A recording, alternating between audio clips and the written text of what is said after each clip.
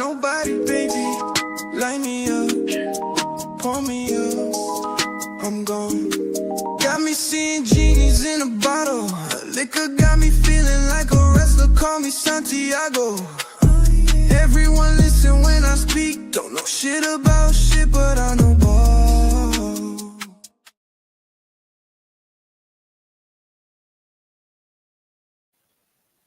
What up, everybody, and welcome to another episode of Two Nobodies with the Mic, episode 140.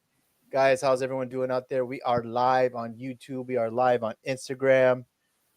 We are interactive, man, so don't be afraid to hit us up, talk your shit. That's what we're all about, debating, having fun.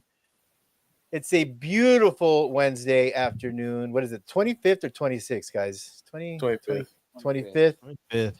That being said, thank you for everyone joining us. Let's go through the intros. Eddie Money, executive producer. What up, man? How's life?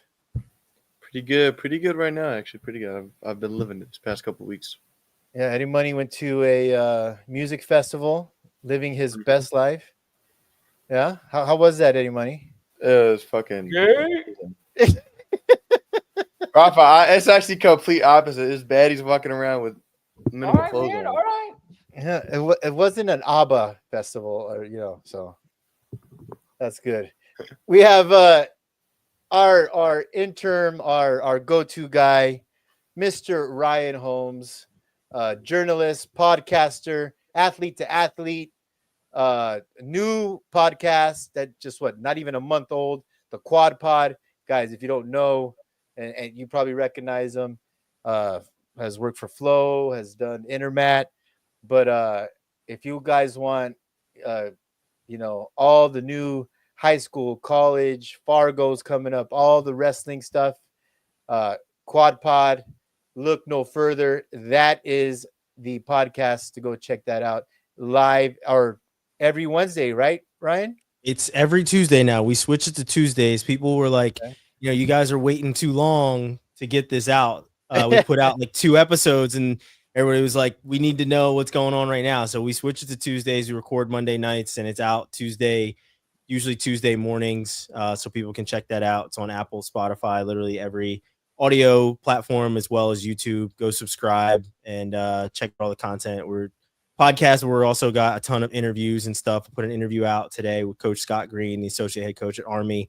A really good one. Talked about why he's staying at Army after getting passed over for the head coaching job. So it's pretty cool stuff. Formerly of Wyoming Seminary, right? The powerhouse that he was. Yeah. Always kind of tripped me out. You look like that's the head coach of the number 1 team in the country. It didn't. But hey, people look at Ruben Valencia. Sometimes, that's just the way it is. But no, Scott Green, legend in the sport. Yeah. Man. I can't wait to see that interview. Ryan, you're in Austin, correct? I am in Austin, Texas. That is correct. You're frying eggs on sidewalks out there. I heard it's a little heat wave going on out there. How's everything going? We have been in a stage 3 drought for more than I can remember. Excuse me. It's been stage 3 drought. So we can't wash our cars at home. Like you're not supposed to. You got to take it to car wash bays because they conserve water and they recycle the water and everything else. So yeah, we're everything that we have is efficiency because of how much water we're not allowed to use. So it's pretty crazy. Yeah, it's pretty hot out here. Have you run into Liver King out there? Have you No. Have you guys seen what's going on at Liver King? He got arrested. He got arrested. Yeah. Terrorist threats against Joe Rogan. And he's still, dude, right before this, I'm looking at, he's still I guess he has a restraining order and he's still pushing the envelope. He's like, if your name rhymes with Blow Rogan, he's lost his mind. That would be an awesome fight. I'm not gonna lie. I think that would be a great fight. Right? Hell that would yeah, be a pretty damn good fight. I They think pay Joe, millions for that. Yeah, dude. I heard Liver King makes $100 million a year. Probably.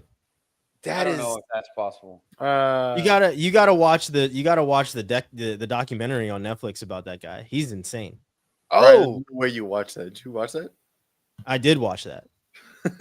Oh, I gotta You watch lost that, dude. Are you kidding me? I would love to. Dude, watch it's that. insane. I'm like I gotta it's like a car crash, man. You don't want to, you know what I mean? You You're look rubbernecking away. this thing. You can't look away, and it's chaos from start to finish. Like they like kill like him and his family. Like they like go and kill like a cow and like rip out its liver and eat the liver like right there, like in the field. Like it is insane. That's just wild. That's wild. Well, listen, we are a gambling show of record. And last but not least, we have the guru, Rafa, the one who sees all, knows all. You guys have any gambling questions or stuff you want to know about, lines, soccer lines? He is your man, Rafa the guru. What up, man? What's up, man? What's going on? You look so far away. You look like you're in a tunnel. We need some we need some zoom action in on you, man. No, we don't. No, we don't. It's like that scene from Coming to America where Eddie Murphy's at the other end of the table. I feel like we're in an informal 20-person table. I can't pass the salt, Rafa. Pass the freaking salt. So, how's everything going, man? Everything? Yeah. How many Good. times did you play golf this week? Not enough. Today was the second time. Tomorrow will be the third. That's a pretty good ratio considering it's Wednesday, and tomorrow will be the third. It's yeah. That's so every day this week is what you could say. I didn't play yesterday, but I'm playing a tournament tomorrow morning. Nice. So we'll see how it goes. I'm a little nervous. I'm playing tomorrow at a country club, very prestigious country club. I'm hoping when I pull up, they don't ask me to park cars or maybe, you know what? I was gonna wear something red. I probably shouldn't wear a red pullover because someone Or might blue for that matter either. Yes. Blue. Yeah, good point. But yeah, I can't wait, man. This is gonna be another epic week of golf for me. So excited about that. Guys, we only have one rule on this show, and that is anybody. Can you tell the people what it is, man? Don't be a loser, man. Be a loser. Don't be a loser. Shout out to Ryan and his shirt. He has it on the back of his shirt. Looking good, man. Looking good. A good shirt. Yeah, so His arm sleeves are filled up, man.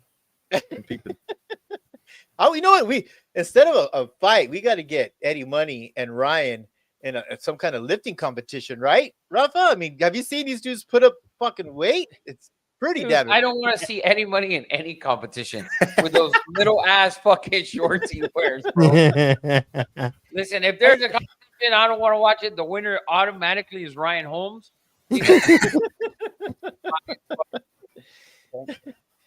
Yeah, Ryan. He works out a lot, but Eddie Money is it a leg ratio thing? Are they long shorts or are your legs just super long, Eddie? No. They're fucking shorts. No, it's a combination of both. I'm wearing shorts with long legs. Like when you go to Nordstrom Rack, you look at the shorts with like 8 inches seam. I need to go 6. Yeah, Eddie, you're what, like 6'2"? Oh, like 6'4". So I always gotta regardless, the shorts are gonna be short, but I need them short. Yeah, he's 6'2" and his fucking inseam is fucking 3 inches. Fucking dude, he looks for the smallest shit. My boy Santana in the chat said, "Shorter the shorts, bigger the stud." Oh man, I don't know about that, man. I don't know about that. Probably wears short ass shorts too, bro. It's a thing, man. You guys started it. Your generation that's started it in the the thing. summer. That's a thing for girls in the 90s. They're called booty shorts. Daisy Dukes. No. Not in the for men. 80s, you guys Nah, had the dudes had short and shorts crop back in tops. the day. Okay, NBA. Yeah, but back in the day, like in the 80s, back in the day, not in the 90s. In the 90s, we wore the long 90s. shorts. Yeah, 90s was the baggy era, man. I grew Fab up in Five. the 90s. Fab Five, Yeah, man. 90s was the baggier, the longer, the better, the fucking better they look.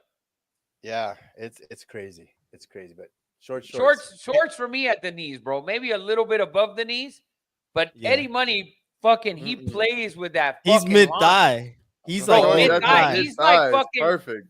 3/4 of an inch under the ball sack is where he's at. Yes, ball sack is in. Bro, this in motherfucker's serious got danger. a dangling sack. Like you never know that shit's gonna dangle out his shorts. That's how close Yes. he gets with it. Yeah, He's attracting squirrels You at the gotta gym. teeter the line. Well, enough of Eddie Money's nutsack talk. Uh, guys, let's introduce. Everyone knows the deal, right? We do You're Fired first segment. I'm excited to bring on a sponsor. We met this guy up in Utah. Great guy, Kyle from Nomadic.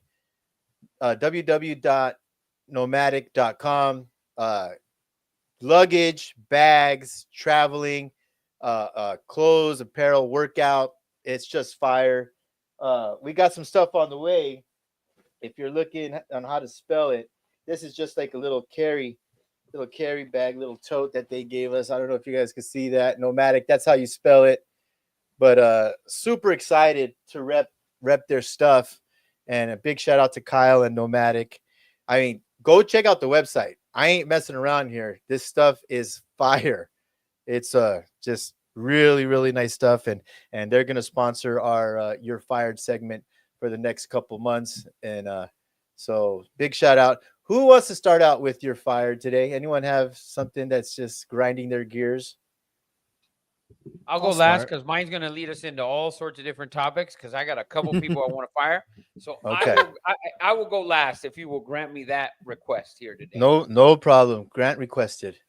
I'll go first, and it's something that happened back in May, I think, is when this article came out. So I honestly I forgot about it until we were talking about it before we recorded our show last night. So there's a number of like wrestling programs, obviously, like RevShare. Everybody's scrambling and looking to move money and this, that, and whatever. And it was announced at the end of last wrestling season that Cleveland State would be getting rid of their wrestling program. And then in May, it came out that their president would be getting like $150,000 raise at Cleveland State. So I'm going to be firing the Cleveland State president because it's bullshit to say you are cutting a program from your school and then giving yourself a raise, essentially, or at least getting a raise in, within that same time frame of cutting a program because you need to save money or whatever for other sports. So for me, that's my firing. It's absolute bullshit with different administrators that decide to cut programs, but then the money keeps flowing to them or their very lazy colleagues that sit in boardrooms. This is why firing approved, stamped, approved. But this is why it's so important for wrestlers, collegiate, high school, it doesn't matter, to go become very successful and donate a shit ton of money to wrestling programs. Because, I mean, Ryan, you know this better than anyone. It's not just wrestling. It's all these, I mean, very, very, very few D1 programs make money, probably what, I mean, Iowa, Oklahoma State, Nebraska, I mean, Penn State, obviously. I mean, other than that, they're actually, sucking money out. But I mean, how in danger are all these because of NIL and because of this new whole thing where there's a cap and everyone has a full scholarship?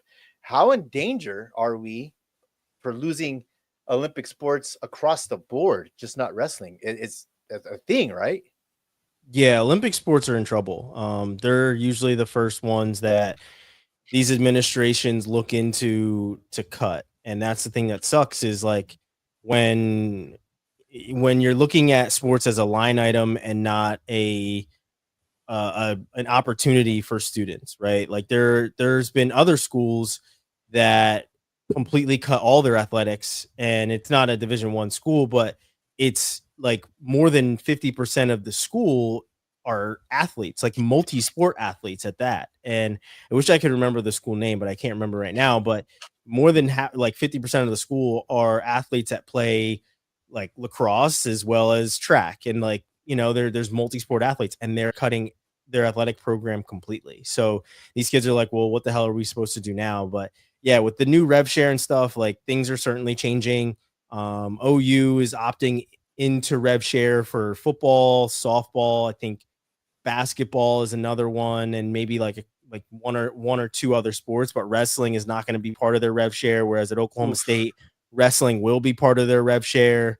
Penn State wrestling asked to not be part of rev share in terms of paying athletes, but they want more scholarships because obviously we know that there's more than 30 wrestlers on a wrestling team.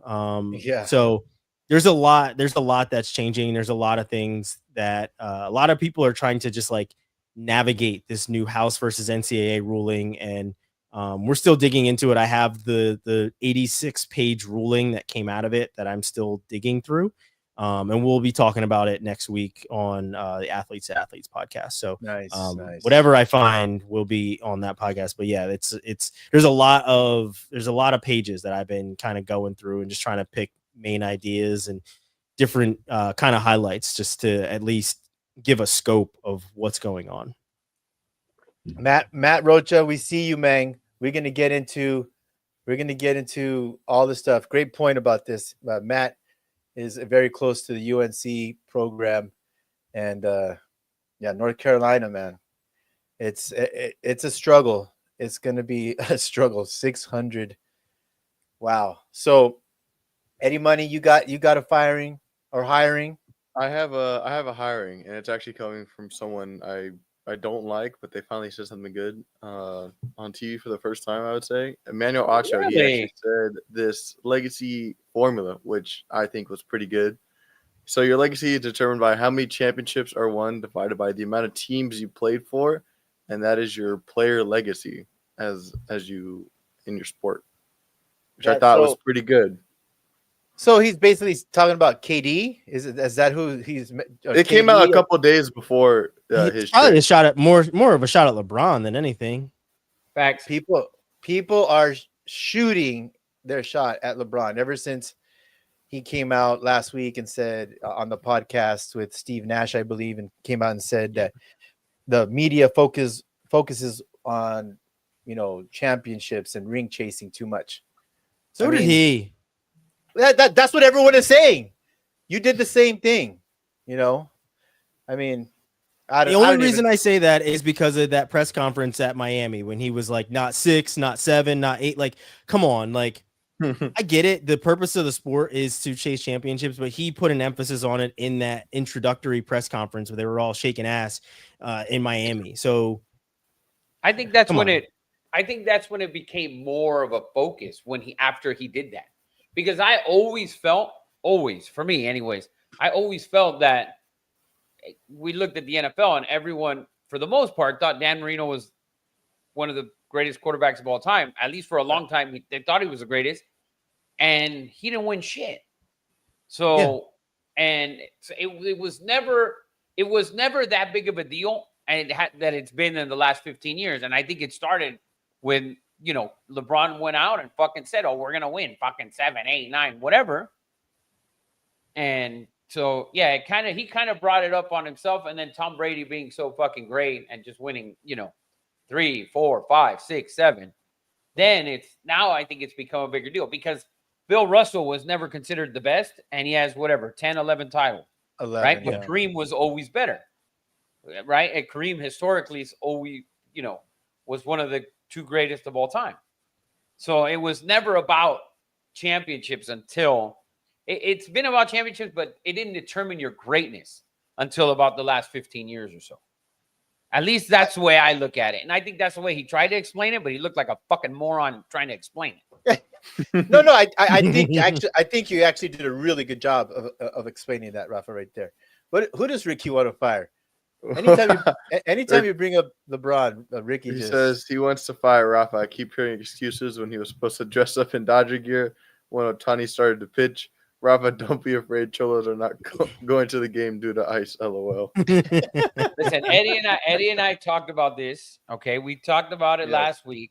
Once we know that Ohtani is fully pitching, that we know that he's already in the rotation, we will figure it out and we will get there. Plus, I love that he's using the Padres as his rehab. That's the best part about it.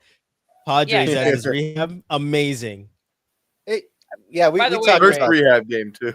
By the way, Rick, a lot of cholos are 99% of the cholos. They're not illegal. They're just USC fans, which should, you know. Oh, well, yeah. Hey, there's our resident perro. I mean, listen, our resident perro. Rick is a UCLA guy, so he will agree with you. You never see a cholo in East LA rocking some powder blue. It's just you don't see it. Or Yeah, and there's it's too no feminine for them. cholos in there's no cholos in Westwood Definitely not, So- and not many in Pasadena either. or Bel Air. Yeah, that's a good Mhm. good Yeah, point. so- Good point. Good point. Totally approved. You know, I have a firing. It's kind of a pushback on when Rafa and I brought up the Celtics, and I don't want to. Does any of your firing have to do with the Celtics, Rafa? No, sir. Okay, Go ahead, perfect. fire away, baby. You know, all those people. I think it was 2 months ago where we said there's a possibility that Tatum, Jaylen Brown could break this thing up.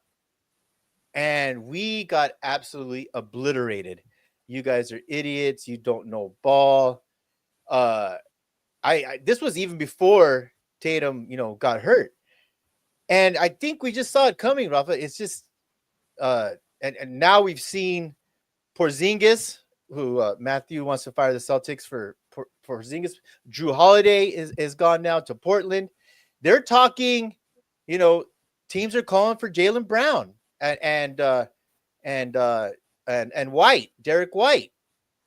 So this might be a whole just reconstruction of this whole Celtics roster. And I just want to push back people on you guys who call this complete morons and idiots and we don't know ball. What do you have to say now? Matt, you're a Celtics fan. I mean, I guess they're saving $200 million in taxes because, Drew and Porzingis were so highly paid and aging. Just want to know your opinion on this, Rafa. Like, obviously, you're not going to have Tatum for more than half of the year. And we hold the GM, Brad Stevens, in very high regard. We talk about him almost every damn week. Do you think this is the right move to blow this team up? And how far would you take it? Would you be willing to get rid of Jaylen Brown or Derek White? I'm the Celtics. I can't get rid of both. I can get rid of Jaylen Brown because I have Jason Tatum, and to me, it's almost the same thing. I feel like it's almost the same player, right? Tatum's a little bit better, but in reality, when we look at it, it's like 1A, 1B, and really close to 1A and 1A plus, right? I wouldn't give up Derek White. I think Derek White runs basically that offense for the most part, so I wouldn't give him up.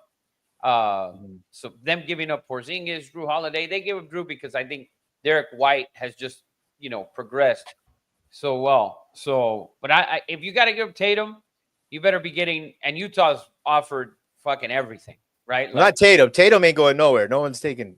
Right. No. But Jaylen- Utah's dying for Jaylen Brown. They're Danny Okay. Ainge, who drafted him.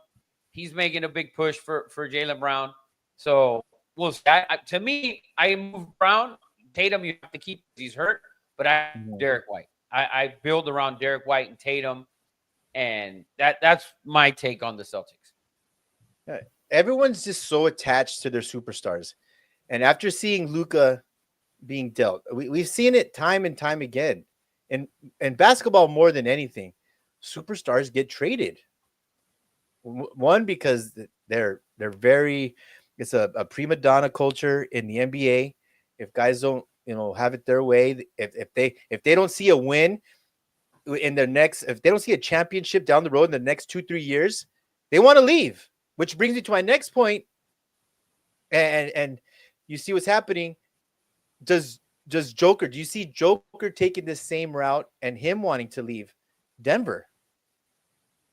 No. You can never let the don't best know, player Rafa. leave.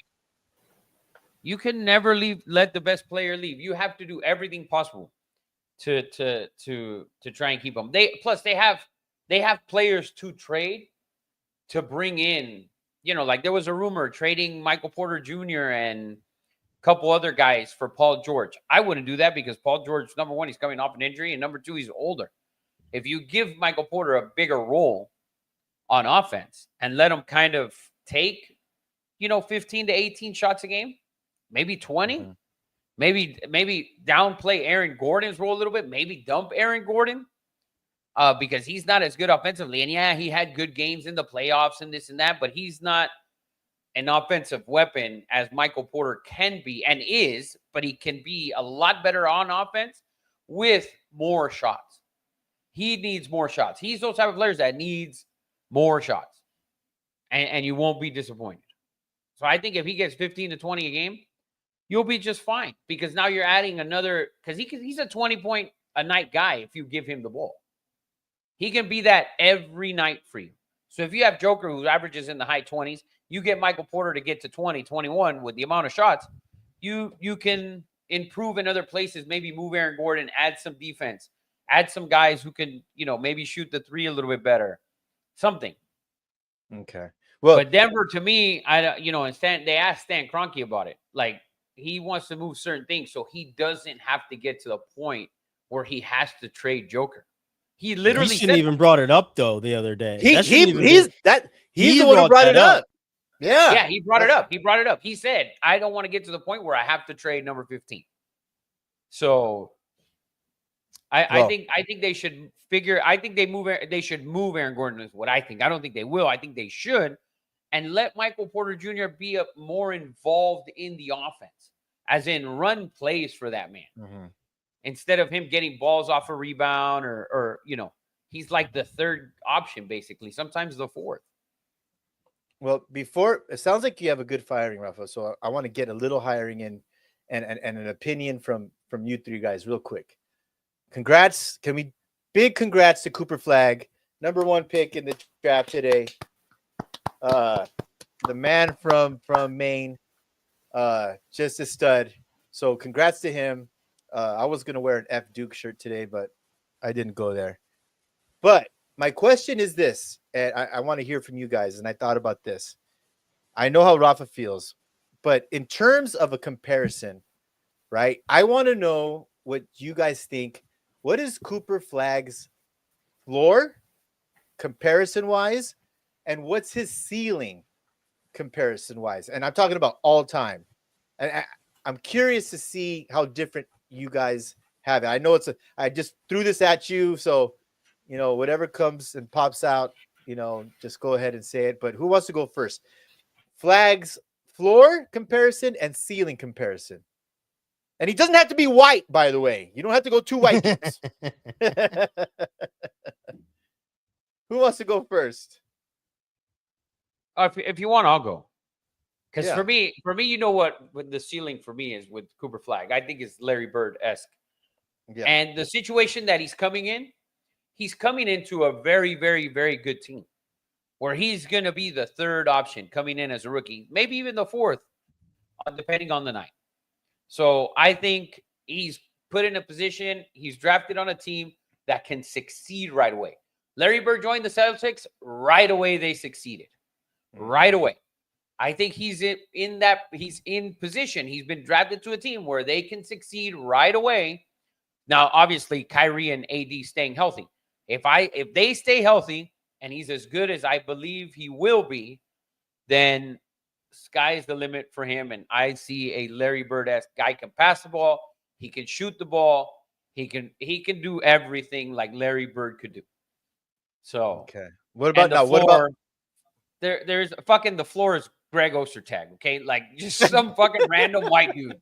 All right. Just there's no floor for that man. It's only up. I was thinking, what's his name? Not Van Dyke. He played for Utah and then went to the New Jersey Nets. I forget his name. Keith Van Horn. Keith Van Horn. There you go.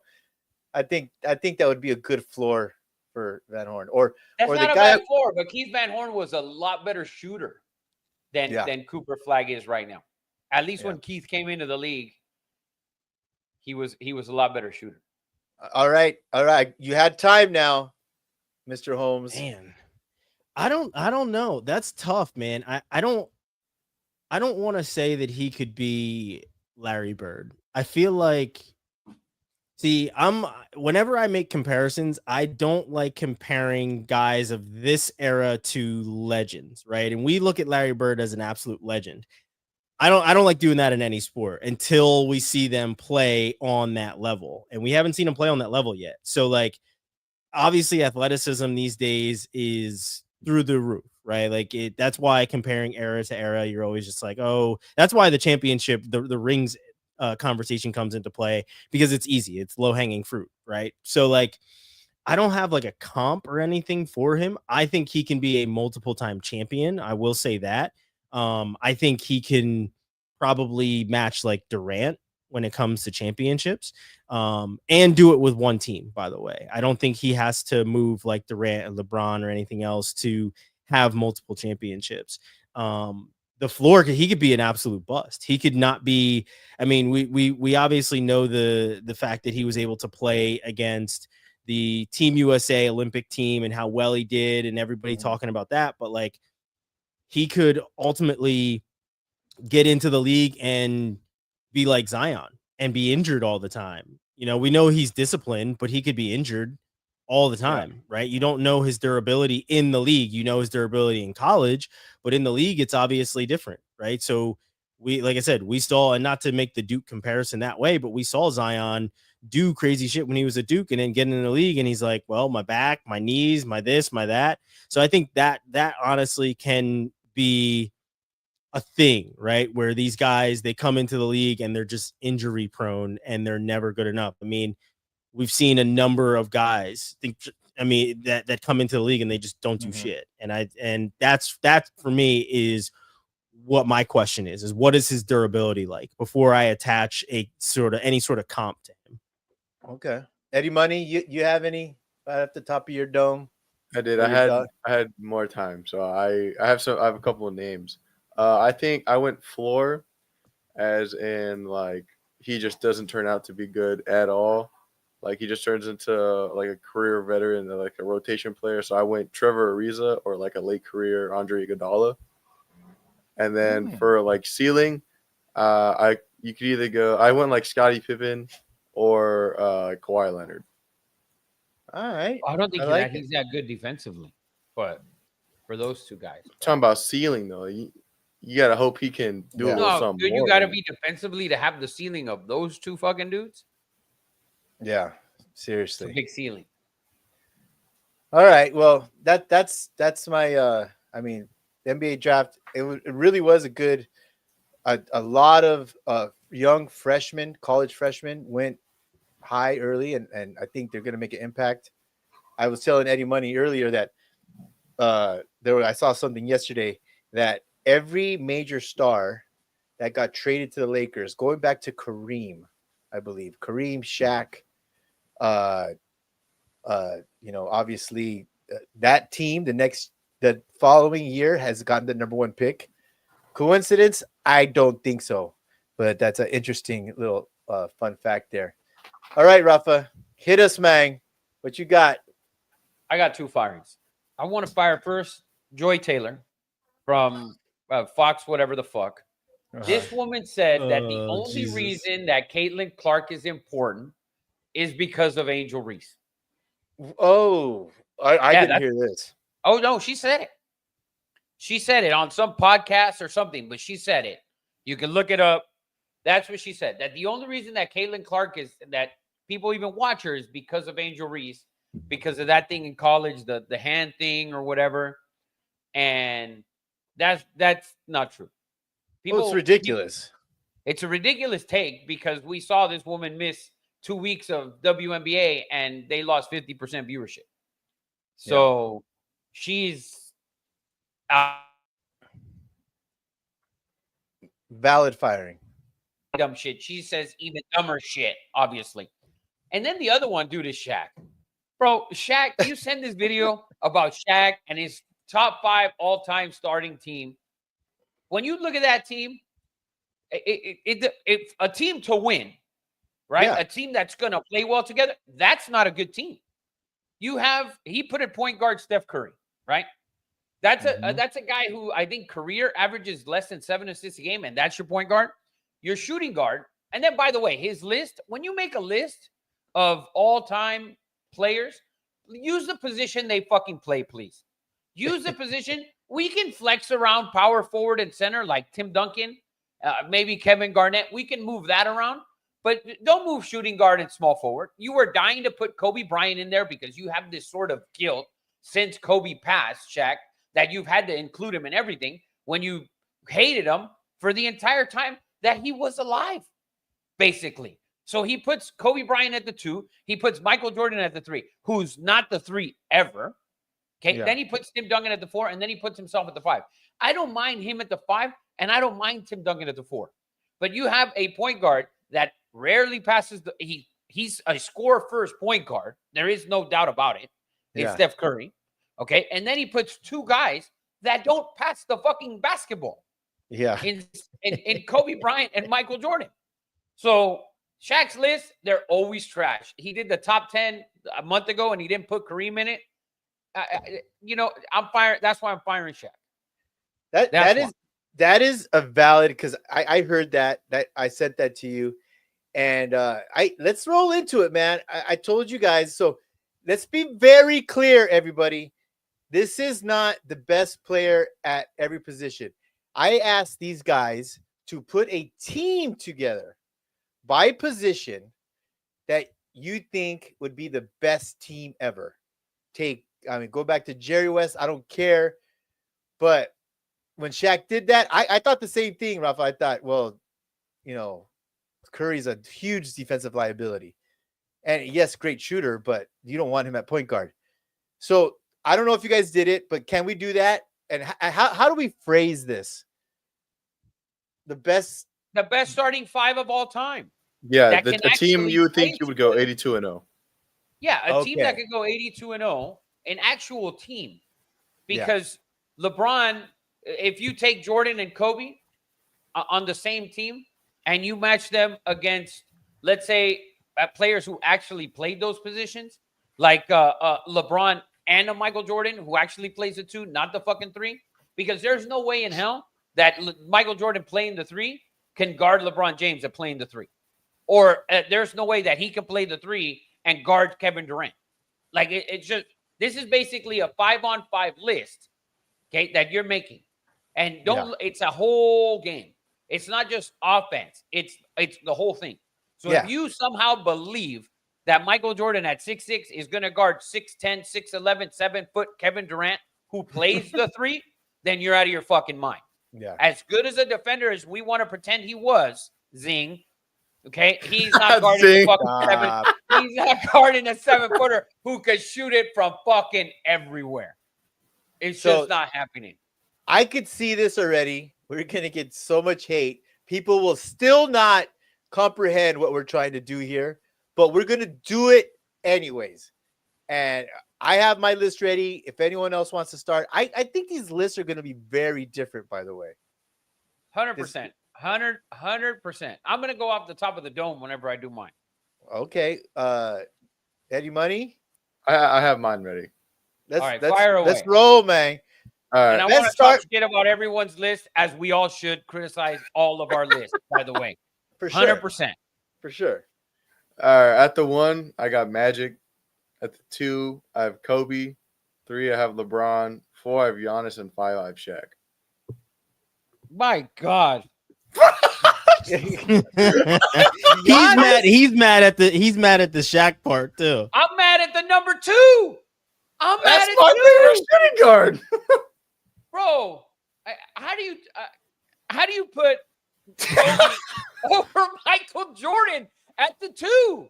Fuck This is spot. Like, listen, mark this on the calendar right now, because the fact that Rafa is right now defending Michael Jordan is the most insane shit ever. Because he's the best number 2 to play the game. You cannot put Kobe Bryant, who is the Timu version of Michael Jordan. Timu, let's calm down. Straight up Timu, stretch. flip it and flip it, baby. Oh He my was the God. Timu of this man. And people That's don't know why. bad. You better go Dude, with him, you know bro. why? You know why Kobe needed so many moves in his bag? Because his first move wasn't that good. So you need to have Oh other my moves God. because How your many does first- LeBron have? Got better. Bro, How many Jordan's does got LeBron better. have? Jordan's first move was already too good. You know So why? he It's because didn't they were playing need- in Converse back then. Dude, he didn't need another move because his first move was already too good. Oh, Kobe please. All he did Bryant was needed take a jab all of step. these other They didn't know how moves. to defend that. Jesus. Dude, Kobe Bryant wasn't as athletically gifted as Michael Jordan. It's not even close. He became a better shooter than Michael Jordan towards the end of his career because he had no moves. dude, That's what it is. I actually saw Gil Arenas, who loves Kobe, Has a came out Kobe tattoo. has a Kobe tattoo. I saw him say that today, that 85 to 89 Jordan, it was a different level. And he was specifically Yeah. talking about Kobe. He's like, Kobe was never, ever that athletic. I saw that today, actually. That's crazy. I say have that. him in there because he Yeah, knows Jordan how to play was with an LeBron. athlete. They won a couple gold medals, so there's already team chemistry there. You got Magic to dish it, and then you got Giannis with the length and athleticism, and Shaq down low. All right. I don't mind the Shaq part at all. For a team, for your 5 players, Shaq's a great center down low. He can pass the basketball. He great IQ. Shaq at 5 is the pick for almost everyone. Basically, he can play defense. He can pass the basketball out of the post. He can play with his back to the basket. That's a perfect pick at 5. My just problem don't like with my your 2 list pick. is at 2 and at 4. That's my problem with your list. Giannis? Yes. For I me, don't yes. think. I don't have Giannis either. I don't have Giannis either. I have him just because size, athletic ability. You could No, have I great need someone to athletic, push the somewhere great pace a else. little athletic more. ability. There's no doubt about it. But you have to look at what the rest of your team is capable of doing. Yes. You Yes. have a 6'9" point guard. A 6'9" point guard who can guard 1 through 4 on every team, Mhm. probably. We haven't heard, because we're going to compare them basically to our team, right? So your team is up first. When I match up my team to yours, my team is going to dominate your team on offense. There is no doubt about it. There is no doubt about it. But we We're don't gonna know see your what team Eddie yet. We don't know your We- team yet. We don't know your team yet. Trust me, my team is going to come off the dome, I and I bet. already know that my 4 is more athletically gifted than yours. I'm My- so excited. All right. Ryan? I got mine. I'm Uh, kind of similar. As the day went on, and I had to pull personal feeling out of it. Good for you. For one pick, I did. And honestly, and I'll caveat it this way: Daryl Dawkins was a friend of ours. So like, oh, I always loved that man. He was close to the face, so I was like, man, I want him on this team. And I have him on my list, but I'm not gonna put him in. I mean, for physicality's sake, I would want Daryl Dawkins in the game. But Magic is the one. Jordan is the 2. LeBron at 3. And then, like I said, I was torn for personal reasons, but I have Tim Duncan at the 4, and then I have Shaq at the 5. I was torn between Kareem and Shaq, and I went Shaq mostly because if I'm taking Daryl Dawkins out, I want some sort of physicality in the game, and I think Shaq brings that. yeah. Oh, Ryan, we almost had the exact 5 because I was between Giannis and Tim Duncan. Yeah, Giannis was never a thought for me. Couldn't He's do so- it. And Ryan's team is close to my team. We only have All one right. player off, by the way. All right. Well, Like I said, I wanted Daryl Dawkins and Shaq in there. Honestly, that's what I wanted for a while. I had it in there for a good bit, and then maybe like 20 minutes before coming on, I was like, I'm switching Daryl out, and I'm throwing somebody else in, but I'm throwing Tim Duncan in there. But yeah, it's mostly because of athleticism. But like, if I'm going power, if I'm really trying to be like the dominant teams of the 90s and that I loved, it's Daryl Dawkins and Shaq all day. Like you're not messing with that. Well, Pete Peter- Riccouli. Peter asked, "Why is no one talking about Scottie Pippen?" Because You at know the what? 3, LeBron's the best. Because at 3, there is no doubt that LeBron is the 3. Well, Yeah. I hate to break it to you guys. I hate to break it to you guys, but he Tell is, us your team, Eddie. he is We're not. going to match Eddie's team right now. I'll tell you, and my team, whoops up on your guys' team all day long. 82-0, hands down. We're gonna start with the Magic Man at point guard, best passer of all time. All right, there's no doubt about it. And like Rafa said, rookie year, played center and guarded the center and won MVP of the NBA Finals his rookie year. So there you have that. Number 2, the GOAT, MJ. I'm sorry, Magic and MJ. Here's where I had conflict. And LeBron was my third option. Okay. What? And yes. Okay. I went Larry Bird. Okay. The competitive, the shooter that he is, the passer that he is, the dog that Larry Bird was. I almost chose Ray Allen because I needed who I believe the purest shooter of all time. The purest shooter of all time, Ray Allen. I almost went Ray Allen because I'm just going to have Ray. And I almost actually thought of Reggie Miller, to be honest with you. I just want a dude standing out there, not moving. I don't need him to be running around screens like Steph Curry. But like Reggie fucking, plays the both- two. both of Eddie. those You play the sound- two. You sound like Yeah, you were trying to make your list in the Shaqs. okay. But I did it. I took Larry Bird. He's trying to Okay. stretch the floor, is what he's thinking. Larry Legend, okay? And now we're going to even get a little further off the tracks with my power forward pick. And this is someone who I have great respect for. Another dog, another defensive guy, another guy who's going to get you 20 and 12 every game. And that's what you need in my lineup because you have Michael freaking Jordan, who's going to get you 35, okay? It's Kevin Garnett. Kevin Garnett, he could step out a little further than Tim Duncan. I believe he was a better defensive player than Tim Duncan and a little more, has more quickness to him, great rebounder. And I just love Kevin Garnett for the dog that he is. At number 5, I have Hakeem, the Dream, Olajuwon, baby. So let's go over He's this one on more my time. list. This team is just too good. Michael Jordan, Larry Bird, Kevin Garnett, and Hakeem the Dream. To me, you could put 5 LeBrons out there and they ain't beating that team. I'm sorry, man. I'm glad you Thank said you. 5 LeBrons and not 5 Michael Jordans. You see how you had to say 5 LeBrons? Because No, he's the LeBron only one 6'9". built with Because the because size you to can't guard all these motherfuckers. That's the Yeah. thing Oh, about yeah. it. Exactly, because you can't teach size. Like 100% you can't teach size. So let me give Yeah. you the GOAT list. Because I thought Rafa was gonna have more to say about everybody's list. The only person he because trashed was of- Eddie Money. Our list is almost identical.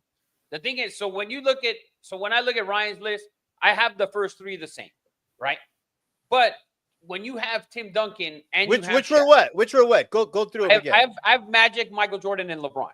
Okay, so you have a 6'9" guy who can guard every position on the floor, basically, unless Shaq's the center or Kareem's the center, right?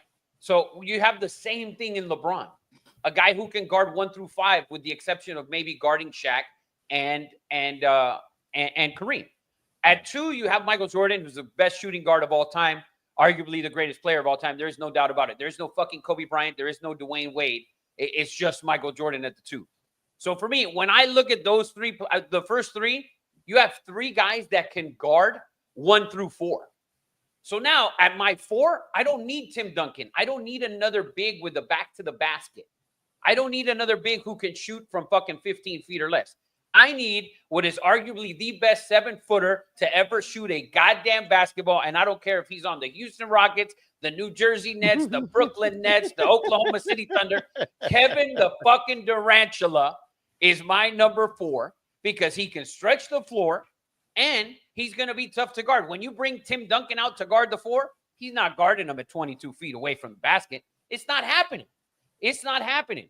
And then my 5 is Shaq, a guy from the post who can pass the ball, who can dominate down low. And guess who he's passing the ball to? Kevin fucking Durant, because you guys have 4s that cannot guard Kevin Durant. Bullshit. Kevin Bullshit. Garnett, Eddie, Kevin as Garnett. good That's why I chose. Kevin That's Garnett, why I as chose good him. as he is, as good as he was, cannot guard Kevin Durant, period. There is no doubt about it. Kevin Durant at 7 feet is one of the most unguardable players to ever play the I mean, basketball. that's fact. But that's why I chose Kevin Durant, because he was more fleet of foot. He can come out, to the top of the key. And listen, you're talking about the purest and best scorer of all time in Kevin Durant, right? Like, And we're talking about your team has Hakeem, prime Hakeem Olajuwon against prime Shaq. I'm not talking about fucking 1996 or 1995 or 1994 Shaquille O'Neal. I'm talking about 2001 Shaquille O'Neal against 1994 Hakeem Olajuwon. Hakeem has no chance to guard him down low. So who's going to come and double? Is it Kevin Garnett? Is it Larry Bird? Eddie, who's coming to double my boy down low? Here's my strategy. Listen, the best. Let Kevin Durant play one-on-one against KG? Come on. Best footwork of any center in history. The Shaq is going to have 4 fouls in the first quarter, because Hakeem's going to go bop, bop, bop, and Shaq's going to be flying into the backboard. I'm just saying. It goes the other way. Shaq would not be able to guard Hakeem. The footwork was too good. And Hakeem could hit an 18-footer. He could draw you out and then go around you, drop step, pivot. I mean, we all saw what Hakeem did, man. He had dudes jumping out of the gym while he was still holding the ball. That's how good his pump fakes and yeah, but when we see Hakeem's prime, who was the best center in Hakeem's prime? Patrick Ewing? That was the best center in Hakeem's prime? Hakeem was. Besides him. I mean, maybe Kareem. I mean, it was late. Kareem was done. When Hakeem was hitting his prime in the 90s, Kareem was already done. Yeah, Kareem was done. Houston beat the Lakers with Kareem. I remember that. I cried like a baby. So and a lot of people, when they see this list, they're gonna say, "Oh, you didn't put Kareem as the number 5." It's because we're creating a team that can play together. Yeah, right. So even with some of these teams, by the way, it's questionable that we didn't put Curry, at least for let's say like Ryan's team and mine, because we have LeBron who can control the basketball, right? Who can play the point guard and run the team. So Curry would have been also an option as well, but it's just Magic at 6'9". It's just too much. So Matt Rocha had Steve Nash, MJ, Kevin Durant, Tim Duncan, and Hakeem. I like that. I mean, Steve Nash, he didn't shoot the ball enough. When they forced him to shoot, Steve Nash could shoot, and also, I mean, took an MVP away from Shaq. I mean, when I say take away, no, that was from Kobe. Was it from Kobe? Are you sure about that? It was Kobe. 100%. Yeah. 100%. All right. I remember. And then the year they gave it to Kobe, it should have actually gone to Nash, but they fucked up that they gave it to Kobe. It should have been flip-flopped is what it should have been. Well, Matthew Rocha had predicted Rafa's team: Bronny, Bryce Maximus, LeBron James, Savannah James, and Sharif O'Neal. Where's Caitlin Clark? Where's Caitlin Clark in his top 5? Well, listen. That's. I tell you what. I tell you one thing. I tell you a passer people are forgetting about though is Jason Williams. Oh, that white chocolate. That white chocolate was wild, boy. Yeah, white chocolate. He was really good. The problem is that if you're picking 5 and I'm picking 5, I'm not picking Jay Will to play at the 1 when you got Magic on the other side. Exactly. Yeah. I'm just saying, as a passer, like, man, he could facilitate like crazy. Oh, there's no doubt about it. Oh, yeah. He made everyone on the floor better. He still goes to the rec and balls up dudes and these kids don't know who he is. I mean, he's still dipping that white chocolate. So that's gonna take some crazy editing, Eddie Money. That's gonna take some crazy editing, but I think that was a lot of fun. But speaking of Pete Riccouli and Scottie Pippen, I heard another thing. And we got into it earlier about greatness of your measurement of greatness in the NBA, right? And they did a top 75 list. I don't know if I forget when it was, maybe 7, 8, 9 years ago. And they listed, and I believe Scottie Pippen was like 35, and Gil Arenas talked about this. He's like, they didn't judge by rings, right? Because Scotty, ton of rings, obviously played on some of the best teams. But you look, and I believe they have Charles Barkley above him, 0 rings. They had Kevin Durant above him. Do we need to go back to sort of that system of, and like Rafa said earlier, I would have a hard time if I'm at a high school football field and I have a young Tom Brady and a young Dan Marino. I'm picking young Dan Marino every time. Every time. There's no doubt about fucking time. Because, rings do matter. And I do believe that Tom Brady is the GOAT. But if we're taking in athletic ability and mental capacity, which Dan Marino was the man. He just never had a defense, never had a running game, and played in an era where the Cowboys are fucking awesome. The 49ers were awesome. There was a couple of other teams that are very good, and they, the Bills were very good.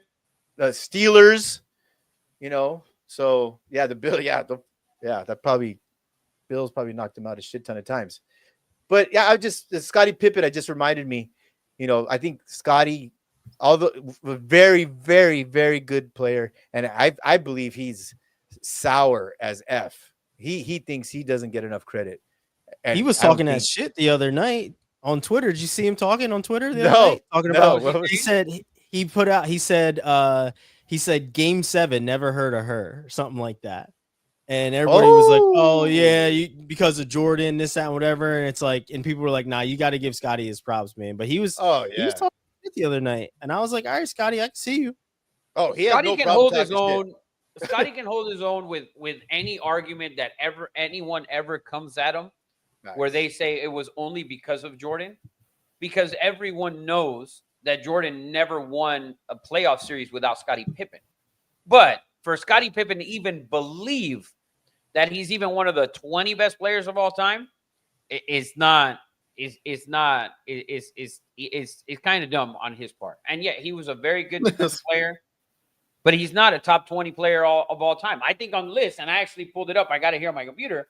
I'm looking at it from I can't even find. What'd you say he was, Eddie? Like in the 30s somewhere? He's like 39. Something like that. They got him here at 32. They got Iverson at 31 and Dwayne Wade at 30. To me, I put Pippen over Dwayne Wade. If I'm looking at it, I put Pippen over Dwayne Wade. Me too. And I probably put him over. And they have on this list kind of is brutal because they have fucking Chris Paul at 29. Oh, that's who Gil Arenas brought up. That's wild to me. Yeah, he shouldn't. And I think he was a better player than John Stockton as well. Ooh. Man, I don't know.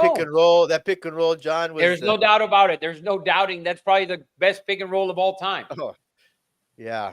But Stockton's at 4. He's not much higher. Can I say this? And in our best teams of all time, who I really wanted to put at my number 4, but I know I would get hammered because of injury and just the softness issue, is Anthony Davis at 4, because he is one of the best defensive power forwards of all time. He is consistently great, and his offensive skill is crazy.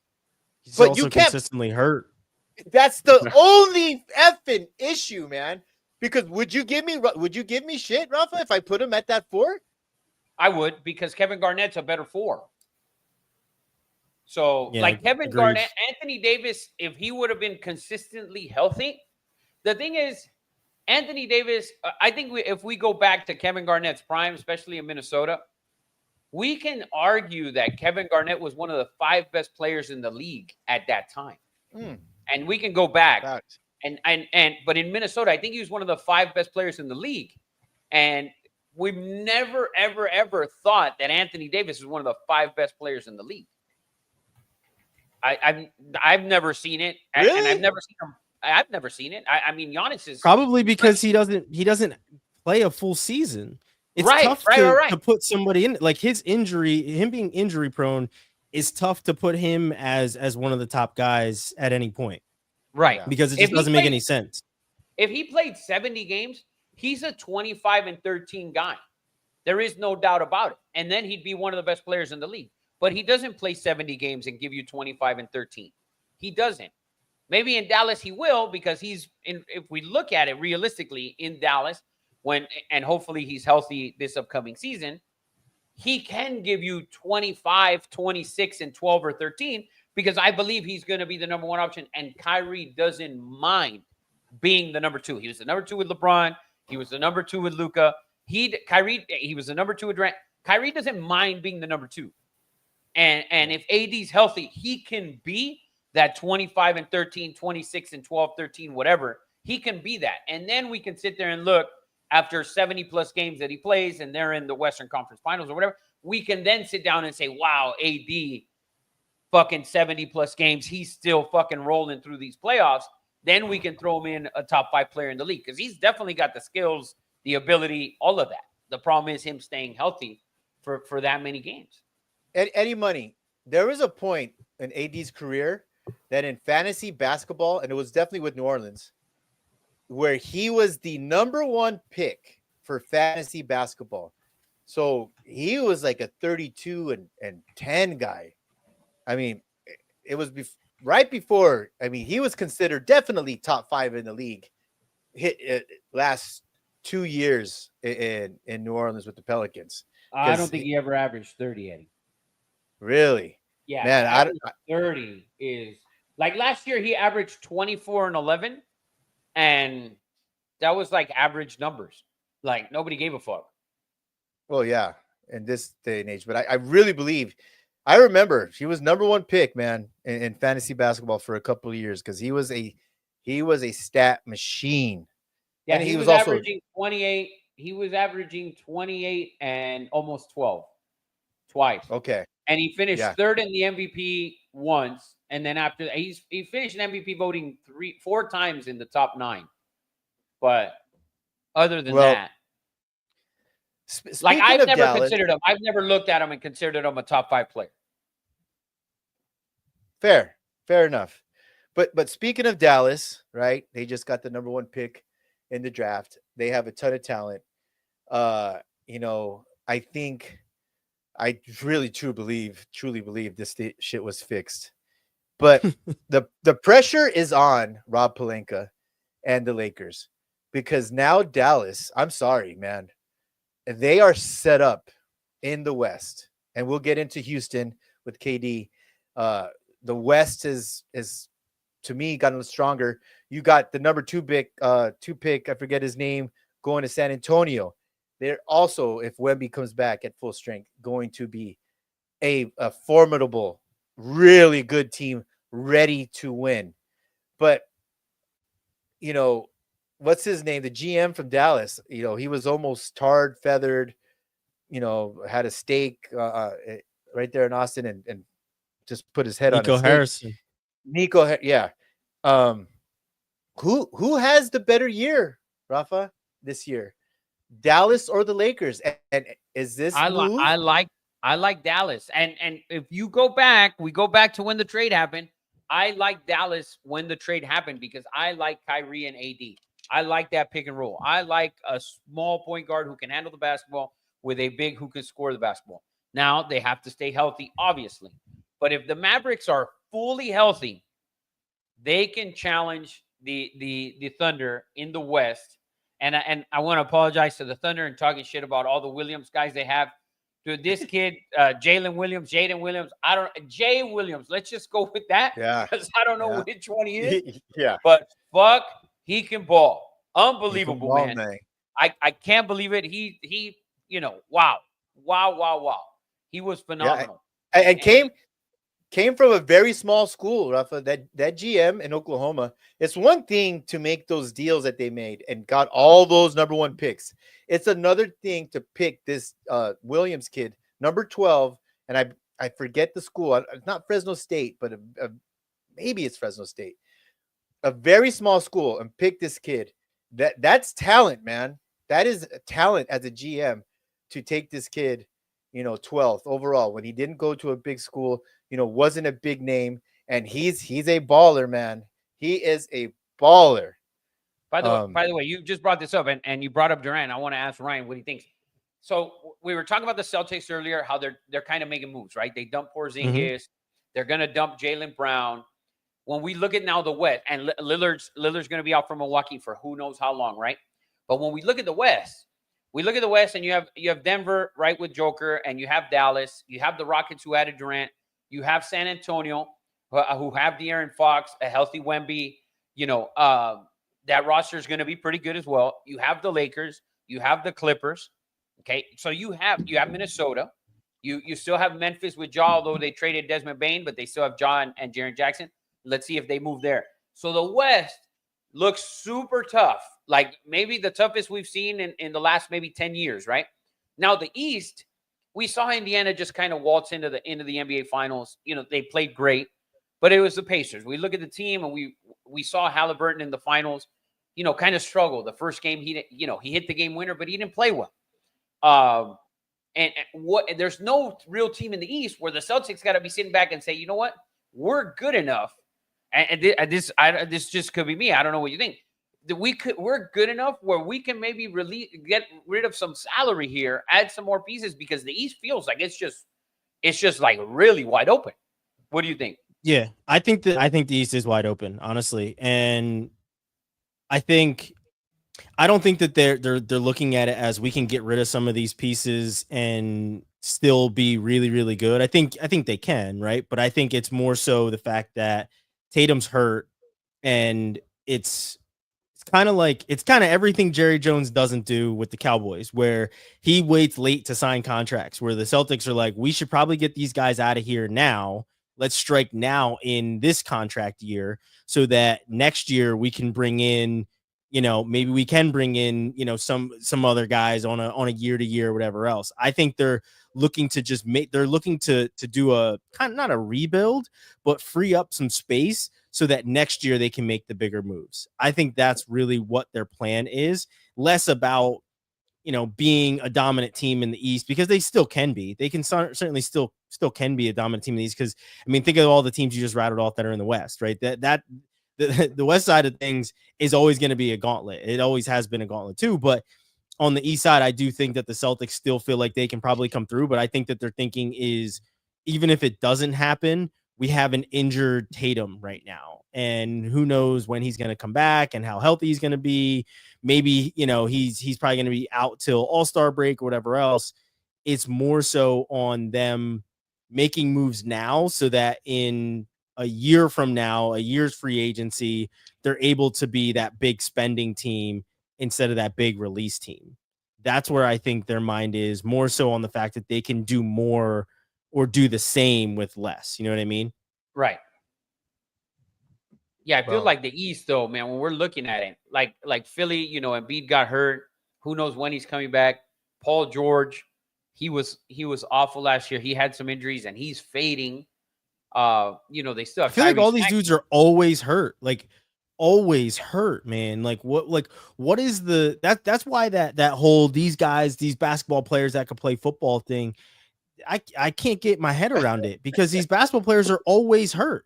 You're not going to take a guy that can't even take an injury in a basketball game and put him in the NFL. That's why anybody having that kind of comparison and saying, yeah, that dude could ball, he could do this, he could do that. No, they couldn't. They're all like these top dogs in the NBA are always injured. So that's why it's hard for me, like I said, to wrap my brain around that comparison, or at least anybody trying to make that debate and saying, yeah, there's guys in the NBA that can play in the NFL. No, they can't, because they don't even play in the NBA, and they're supposed to. I saw. Yeah, I don't like that. I don't like that comparison either. I think that's a terrible comparison when you hear that. I saw Matt Barnes get asked the question. I guess there's a number, and I forget what the number was, but there's been something like 26 torn Achilles in the last 5 years. It's become way more common. And then if you take the 20 years before that, it wasn't even comparable to the last 5. A lot of people saying it's the low tops. I was going to say, it could be the shoes. It's the low tops.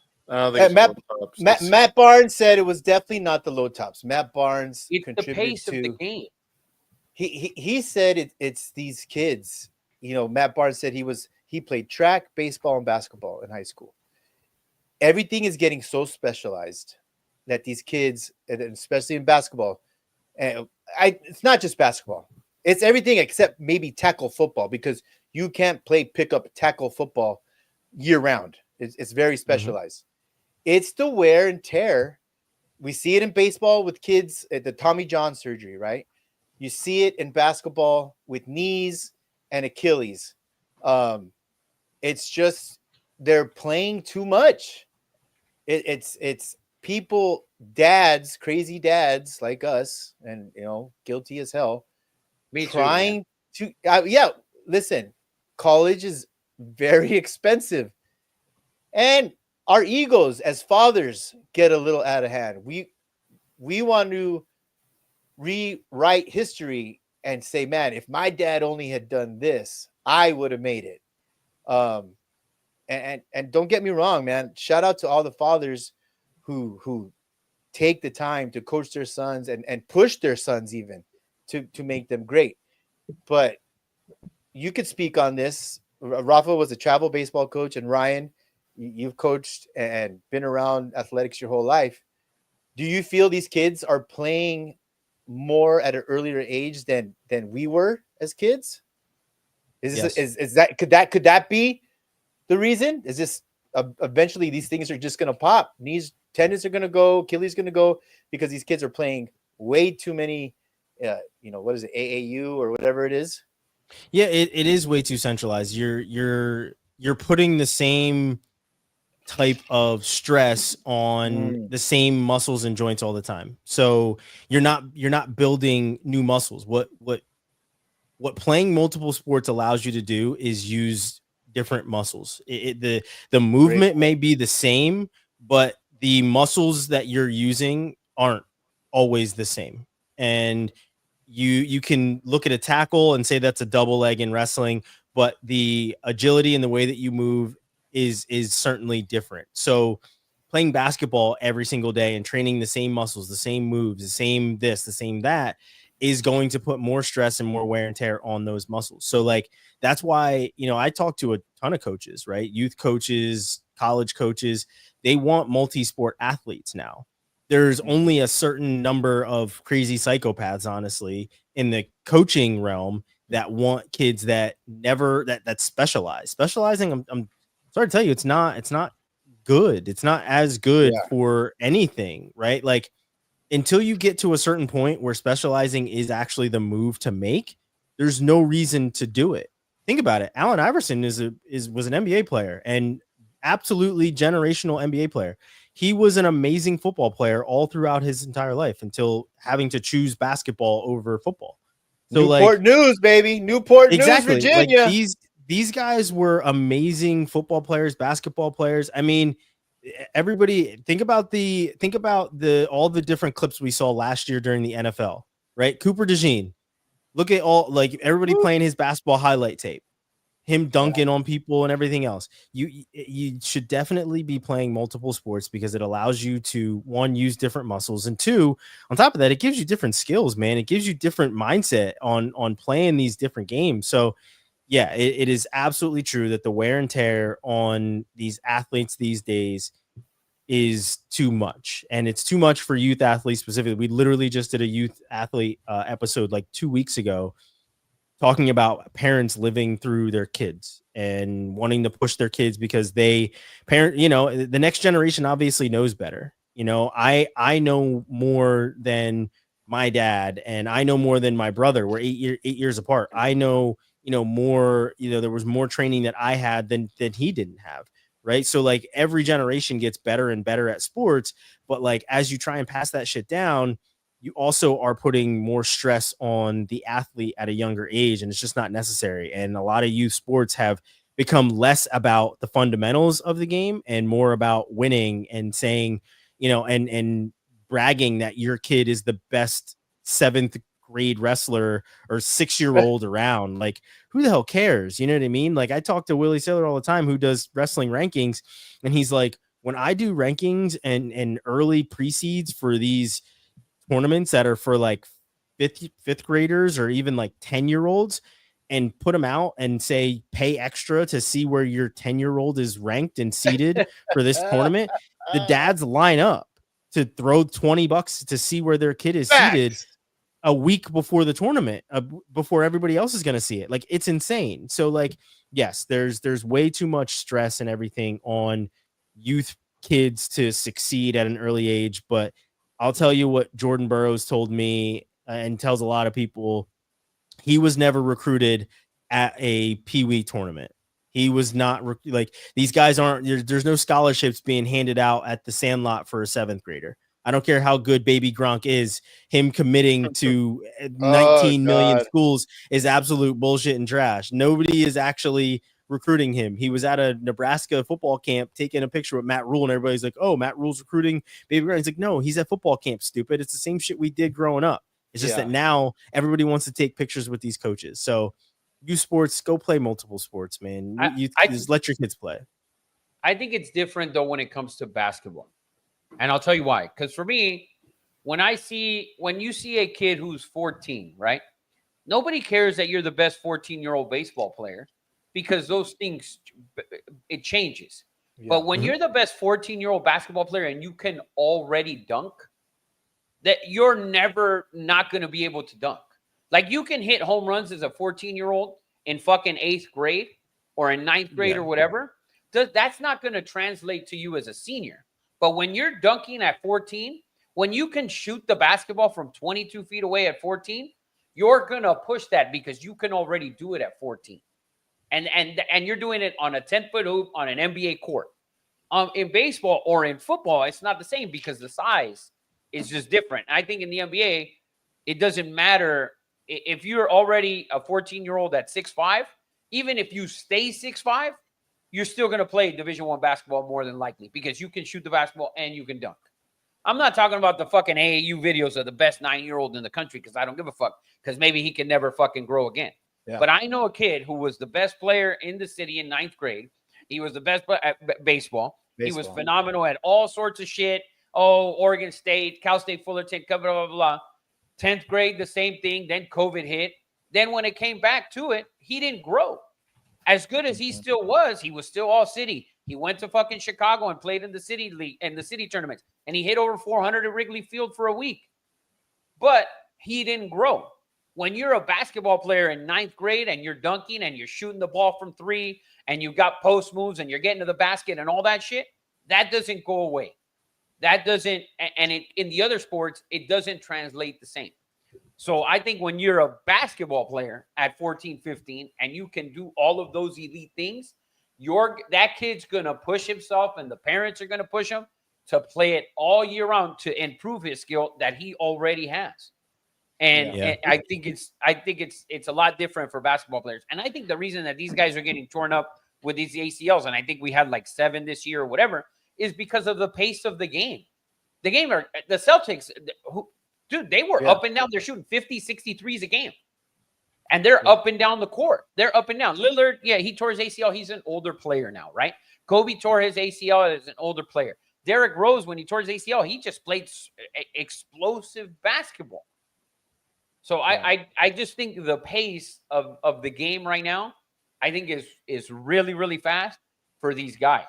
So you're going to see those torn ACLs. Look at Halliburton. That fucking didn't matter. Make or miss, the Pacers were running up and down the fucking court.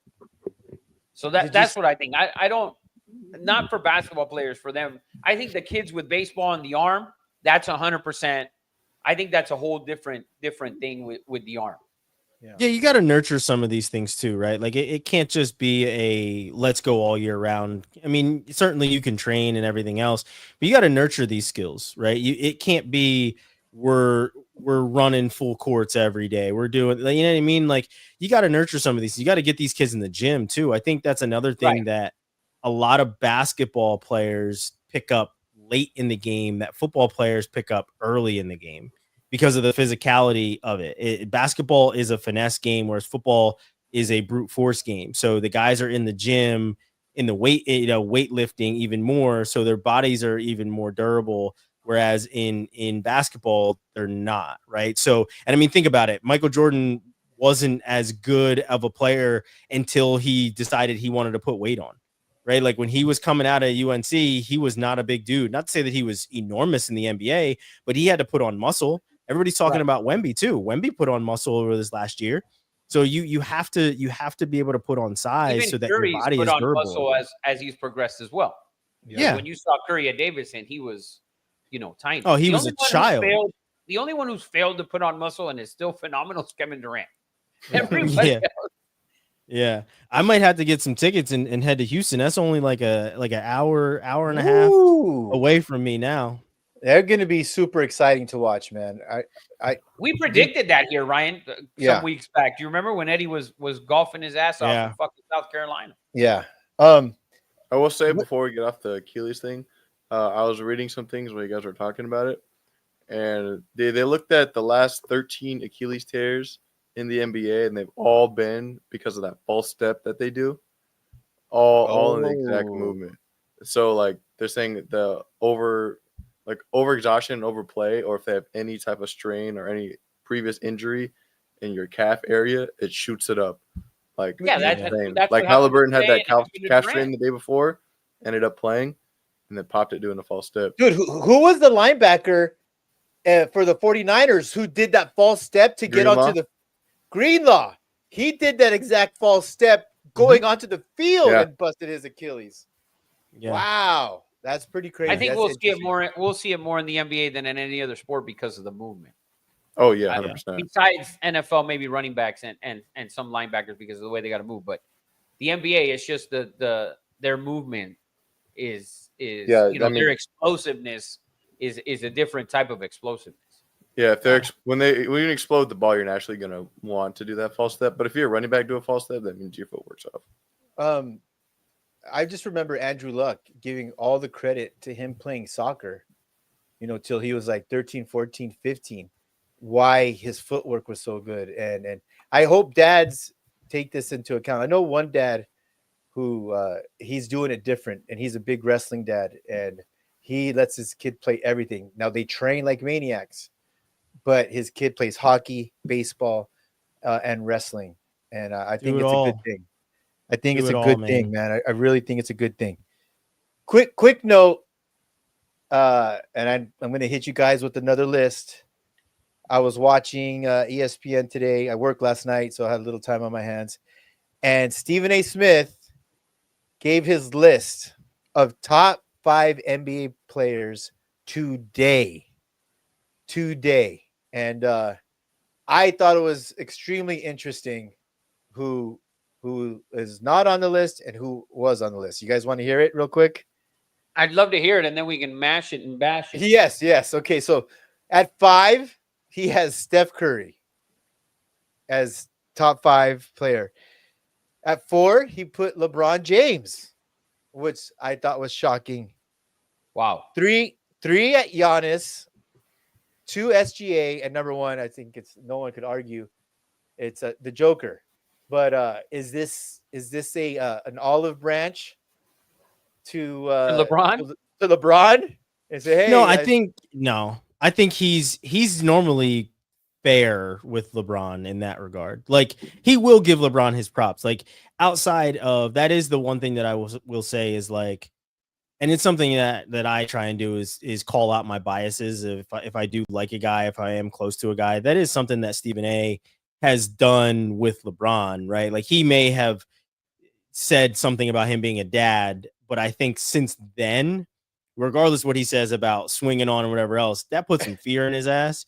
That big ass man standing over you talking about keep my son out of it in that regard, that's gonna put some Yeah. fear in you. So he has Yeah. truly stuck to some like journalistic morals since then.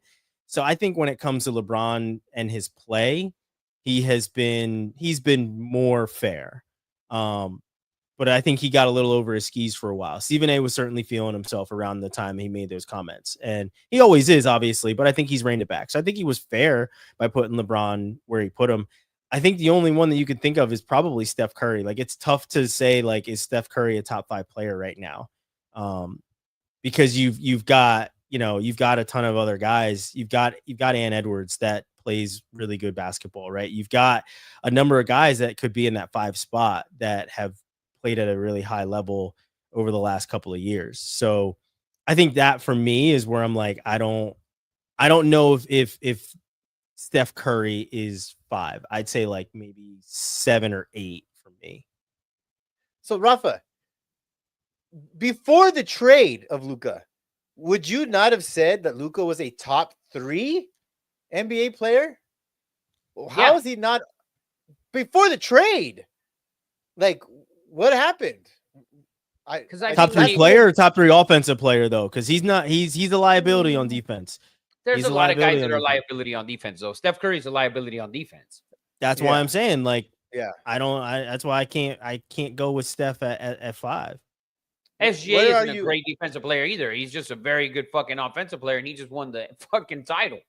So I have a but take to on me, him as well. I'll ask I you. think when Luka got to LA and people saw, now it kind of brought a bigger spotlight on him, right? And people saw how out of shape he was. And Because he was getting run out of the gym by a 40-year-old. That's why. yes. So that's why I think maybe he doesn't have Luka in there. To me, I wouldn't put Luka. I don't mind his top 5 list. I don't know if Steph Curry and LeBron should be 4 and 5. I don't, Giannis, SGA, and the Joker for sure.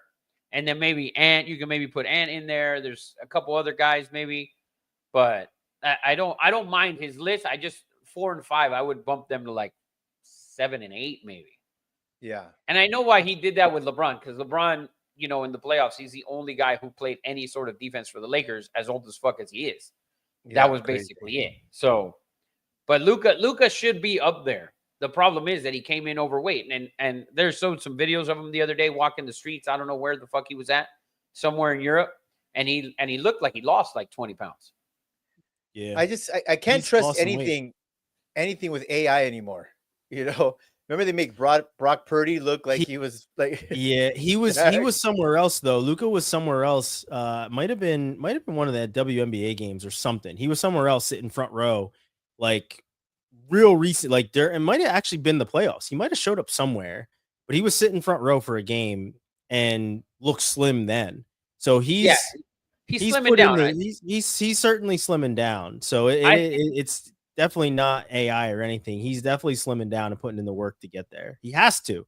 I think for me, this will be the most important offseason for Luka.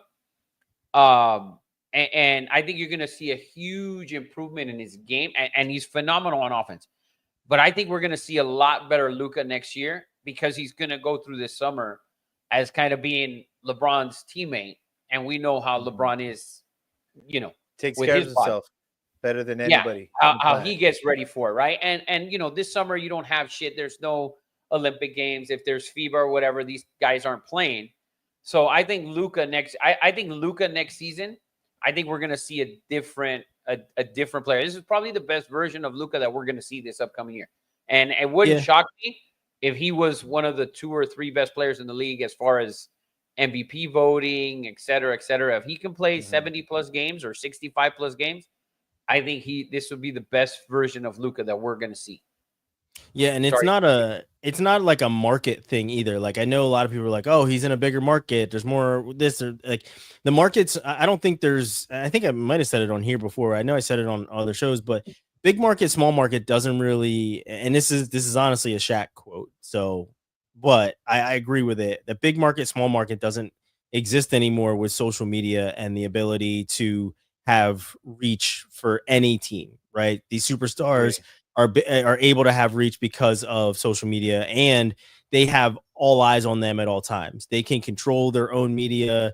They can put out their own content. They can do a ton of things that guys back in the day couldn't do at all. So that's why big market and small market came into play. But I think now social media doesn't have big market, small market. However, you do have big name and small name, right? The Lakers are big business. They're always going to have the Showtime Laker attached to them. There's always going to be big lights for them. It's just like the Dallas Cowboys in the NFL. Cowboys they don't make the playoffs, but they sure as hell lead the headlines on ESPN when the season's going on, or even when the season's not going on. Yeah, even exactly. So I think with Luka being with the Lakers, it's less about the market that he's in and more so about the amount of exposure that the Lakers get. So he has to step up in order to, one, he's going to be the guy that has the keys to that car potentially, and especially with them being under new ownership, he's gonna be the one that has the keys to that car when LeBron leaves. And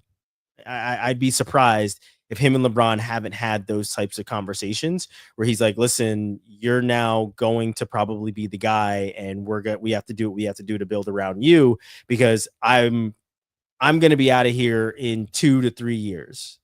Right. Yeah. So somebody has to take up the mantle, and it's got to be Luka. So he's got to get his shit together now, because now he's on a team that needs a leader. With LeBron there is no leader. And Bronny's a role player. He ain't his dad. He's a role player. Hell so no. Are you kidding? He's not even a role player. You know, yeah, but hopefully- even when he grows into being a true NBA player, he's still a role player. He's not that guy. He's never going to be that guy. He's Never gonna even be when he that guy. grows into an NBA player, he's going to be the fucking 8th guy or the 9th guy on the team. people, So- you know, the crazy thing is that people love Bronny. They love Bronny. You rarely hear Bronny do interviews. I always find it funny the difference between Shedeur Sanders and Bronny James. People have so much hate for Shedeur, but at the end of every game last year, they're cheering, you know, Bronny. It's wild. Both come from, you know, GOATs, right? Two of the best who ever done it or did it. Both have given their sons a pathway, an opportunity that they probably might have not gotten any other way. But one is I don't know about that. I mean, With Shedeur? okay. I mean, Shedeur went to, you know, I think they both make it to the pros regardless. I don't know if Bronny yeah. makes it to the pros this early. This early, no, but I think he makes it to the pros. But Shedeur, I think he would have made it. To me, to be honest with you, I think if Shedeur wasn't Dion's son, he might have been He's a first drafted round early. pick. Yep. Yeah, maybe not Mhm. first round, but definitely for top 2. I mean, I think Shedeur in it's high I think it's school, first round.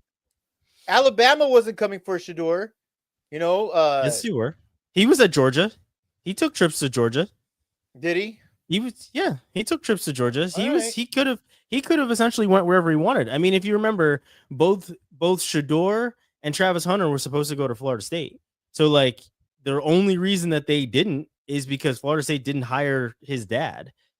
Dion goes to Oh. Florida State as a coach. Shedeur and Travis Hunter and Shiloh, they're all playing at Florida State. Every single one of them is a Seminole. There's no I doubt knew- in my mind. I knew about Travis. I did not know.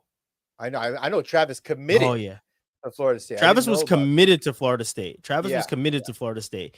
Because if you think about it, because the same year that Dion was in the mix for the Florida State job was the same year that they hired Mike Norvell.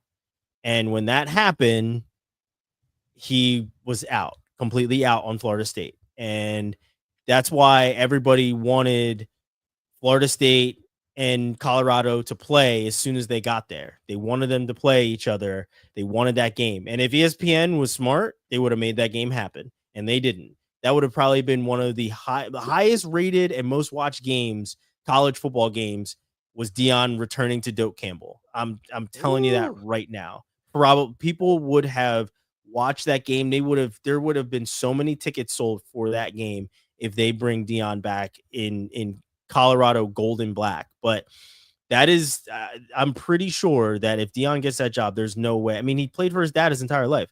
There's no way that Shedeur Sanders is not a Florida State Seminole if Dion gets that job. Travis Hunter and Shiloh as well. Well, speaking of eyeballs and most watched, I sent it to you guys earlier in the week. This finals game was the most watched NBA finals and since 2017 or something, which Was it the finals think we overall, all- or was it just game 7? so Just game. so it was just, that's the tricky part. It was just game 7. So, you know, was it there was only 2 things on, Love Island and game 7? I mean, You all know Eddie that- Money was watching. Yeah. Watching Love Island. Oh, dude, I had to fight. I had to fight my whole family. They wanted to watch Love Island. I'm like, this is game 7. I thought it was shocking because, you know, 2 small market teams. But game 7s are different. And that's my only explanation about this. And also what Ryan said is that you don't need to be in a big market anymore with social media. You could have a huge presence no matter where you are with social media. So interesting stuff. Anything else on question about the finals? Yeah. Thunder already have a very solid roster. And they have a lot of upcoming picks and also a very upcoming rookie, Nikola Topic. It's a 19-year-old 6'6", 200-pound point guard. He was a projected top 5 pick last season. They have him recovering. They have 2 picks in this draft. They have I think like the 25th pick and like the 50 something pick. But like through 2026, they have up to 38 total picks to continue building that team, and a potential 17 first-round picks and 21 second-round picks. That is insane to keep that franchise going. Are they your favorite, Rafa, next year? Man, as of right now, yes, but it's all for me. It's all going to depend on if the Lakers can land that technically that second score. I consider Luka the first one, and LeBron's kind of I you know, Ryan was talking about it a minute ago, where he was saying LeBron's going to have that conversation. I think he already handed the keys to Luka in a way, and so but they need to add a second scorer, and to me, I still believe it has to be Devin Booker. I still think you have to get Devin Booker, and who's an elite scorer, and he's okay with playing with other, you know, he's played with Durant, he played with Chris Paul, and Chris Paul's not a scorer, but he was a ball-dominant point guard who opened the floor for everyone. I think if you get Devin Booker, I think the Lakers can make a splash. Houston was the number 2 seed last year. They added Durant. They gave up Green and Brooks. Green didn't play well in the playoffs. Dylan Brooks plays defense. He played decent, but so you got to look at Houston too. But I think OKC right now is the one. Rafa, you keep on saying second scorer. I keep hearing, and you saw in the comments, they don't need a second scorer. They need a big man. They need to get over that. They need a big man. You saw what Rudy Gobert did. He looked like Shaquille O'Neal. Dude, go back and look at the season before. Rudy Gobert's gotten eaten up by a big who can play decent. He got ate up by Kleber from Dallas twice, not once, fucking twice, in Utah and in Minnesota. You need a decent big. You don't need this fucking big. You don't, oh, wow, I need this big. No, you don't need. People keep saying big like you're thinking Anthony Davis big or Karl Anthony Towns big. No, you don't. You need a decent big. So they can get one in the draft. Maybe they can go out and get Robert Williams III from fucking Portland. They can go and get him. They can go and get a decent big. It doesn't have to be. Who was the dude that they tried to get from, what was it, from Charlotte? Banks or whatever. Yeah, Charlotte, Williams, was it? Malik Williams or whatever. Mark Williams. Or Mark Williams. They need a big. He's like got traded, actually. That's not a big name. They don't need a big name big. They can get away with a JaVale McGee type player. They can get away with an aging Dwight Howard type player. And an aging Dwight Howard was not by any means one of the fucking 10 best centers in the league. Dwight Howard's still trying to get back in the league, though. Exactly. They need a big. They need a decent big. They don't need a great big, but you still need another scorer. You still need another scorer. Look at the team. When you look at the Thunder, they have 3 scorers. They have 5 guys that can play fucking defense between the starters and off the bench. They need, the Thunder have Isaiah Hartenstein. That's who the Lakers need. A big like that who can guard Rudy Gobert. Rudy Gobert, the only reason and Rudy Gobert is not, he was just able to out-rebound them because he was the biggest guy on the floor. The Lakers' biggest guy on the floor was fucking LeBron James for the most part. And that's who had to guard him. You need a decent big who can play 30 30 plus minutes and can grab 10 or 11 rebounds. You don't need a big that's going to fucking score 18 and 10 because you don't need that. You don't need a max big like Evan Mobley. That's not what you need. You need a Jared Allen, a level below him, a level below Rudy Gobert, a big who can play some defense, rebound the ball. That's the big you need. But I still think they need a second scorer. LeBron is riding into the sunset. He's not going to be, he shouldn't be your second option on the team. And he probably knows it, that he shouldn't be the second best offensive player on the floor. Because no matter what, he's still going to get 20 a night. So they need, to me, I think they need another scorer. I really believe that. Something that I wanted to ask Eddie about, because Eddie wasn't on the show when we talked about it, is the face of the league when we talked about this before. And I said that even though SGA is the MVP and everything else, he's Canadian. So would the NBA allow an international? I mean, it's not like it's that international. It's not like it's that crazy, but like a guy that isn't putting on that Team USA jersey is tough to sell on the next on that international scene, because they need a guy that is the face. Who is the face? We even said if Devin Booker goes to the Lakers and plays really well with Luka, he could be the face of the league. But like, who would you consider to be the face of the league right now? And even though, like I said, SGA is that dude, he's the MVP, but like he's rocking the Canadian flag at the parade, right? Like they need somebody that they can push internationally as well as domestically, and SGA is not that guy. They can't do it. I think more than anything, more than whether he be European, Canadian, I honestly think it has to do with being dynamic and giving the oohs and ahs, right? Joker gets 32, 17, and you can't even tell he does it to you. Look at the, the box score. The NBA needs a personality, a guy who is an ooh and ah guy. Steph Curry, other than LeBron, I would say was the face of the league because people love his style of play. Booker, he doesn't have that. He's exciting to watch, but he's not going to lead Sports Center. Yeah, but the reason I say that it could be Booker is because the Sports Center will rally around the Lakers at any point. It's that big name, small name thing I was talking about. If Booker comes in and plays very well for the Lakers and they can rally into this, like it. Honestly, it could have been Halliburton. It could have been Tatum. Like, but these guys decided to get hurt, right? Those guys were I mean, think about the Superman commercials that they had during the playoffs, and then Tatum gets hurt, and they got to pull all those damn commercials. Yeah, they wanted Tatum. They wanted Tatum to be that guy. I think like it couldn't be Tatum, because if Tatum won the Finals MVP the year before, then it could have maybe been him.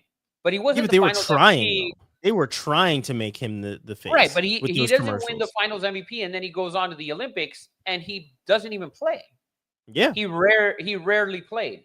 So if you're not leading Team USA, right, or not leading, but you're one of the 2 or 3 guys, which he clearly was not, because when we look at Team USA, at least the last go around, it was definitely Curry, LeBron, and Durant still. Okay, so yeah. And Ant was given a little bit of a chance there, but he can't really take it. And I don't think his team is built for him to take it. No. So and he's come out and said he doesn't want it. Which is the worst thing. Which is total bullshit, because when you listen to him actually speak, you know that he wants it, because you saw what he said to Obama with Team USA there. And LeBron had to fucking basically go and like vouch for him. Like, yeah, he's that dude.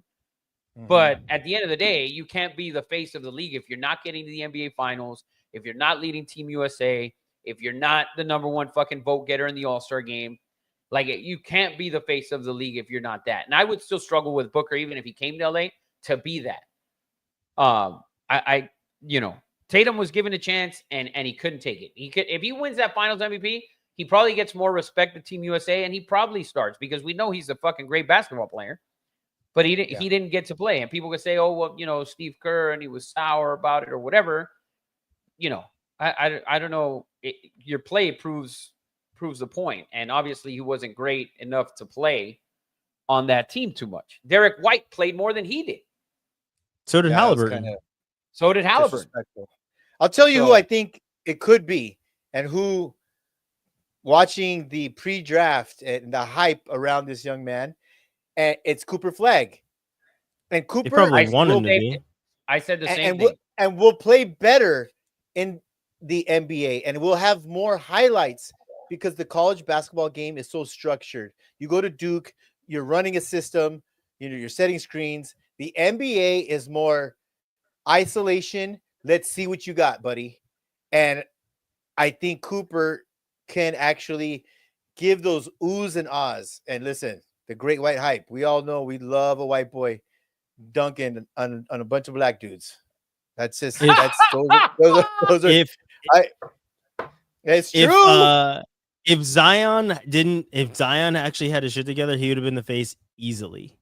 Easily, yeah. the face of the Yeah. league. And I Yeah, honestly dynamic. think He's that a dynamic they player. get him out of New Orleans and give him the Luka treatment of actually cutting the fat and getting in the damn gym, and he can maybe revitalize something. But he got to get rid of the porn stars and Yeah. put down them cheeseburgers and get his ass in the Beignet. gym.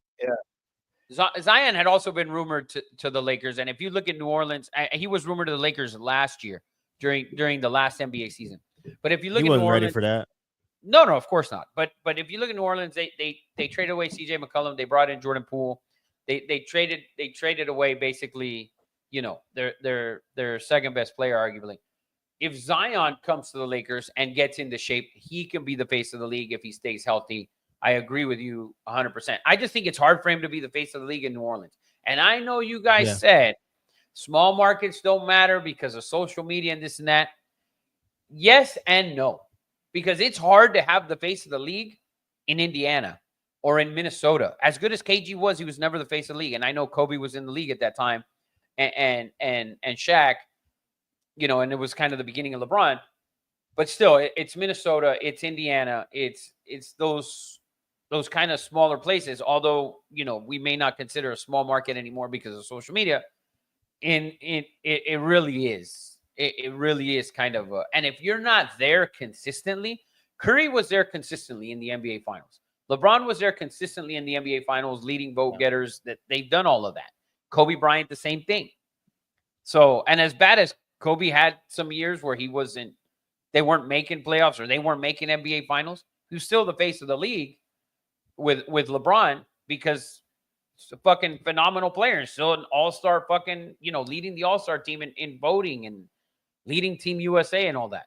So I think it's all one thing. I don't think it's just winning NBA Finals or winning MVPs.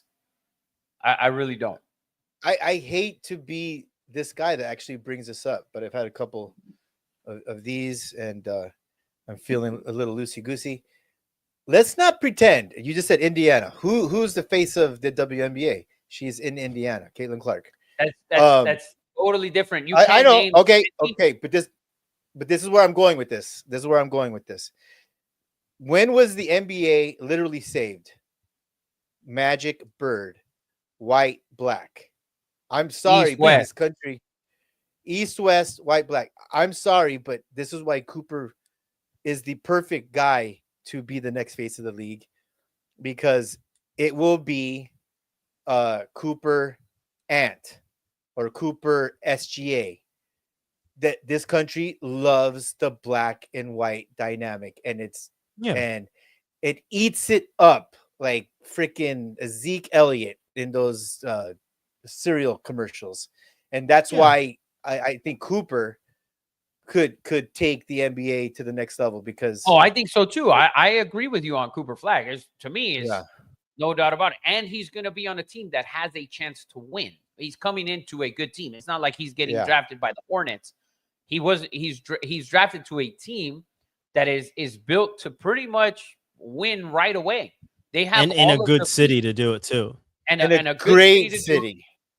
Yeah, and they have the pieces to win. So he can come in, and if they win right away, imagine he wins the title in his first 3 seasons and he's a finals MVP. Ooh.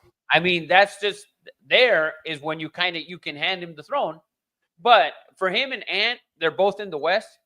And I think for you to have that magic bird or whatever, I think you need to see it in the finals for 7 games on national television, not on fucking ESPN or whatever.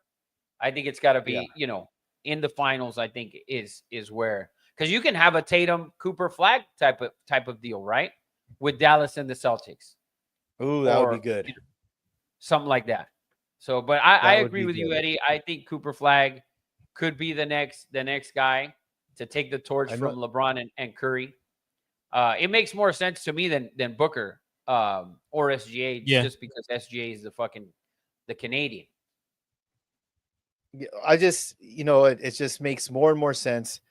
And Adam Silver, the fact that they had a 1% chance to get this pick is just ridiculous. NBA knew exactly what the hell they were doing. They knew their back was against the ropes.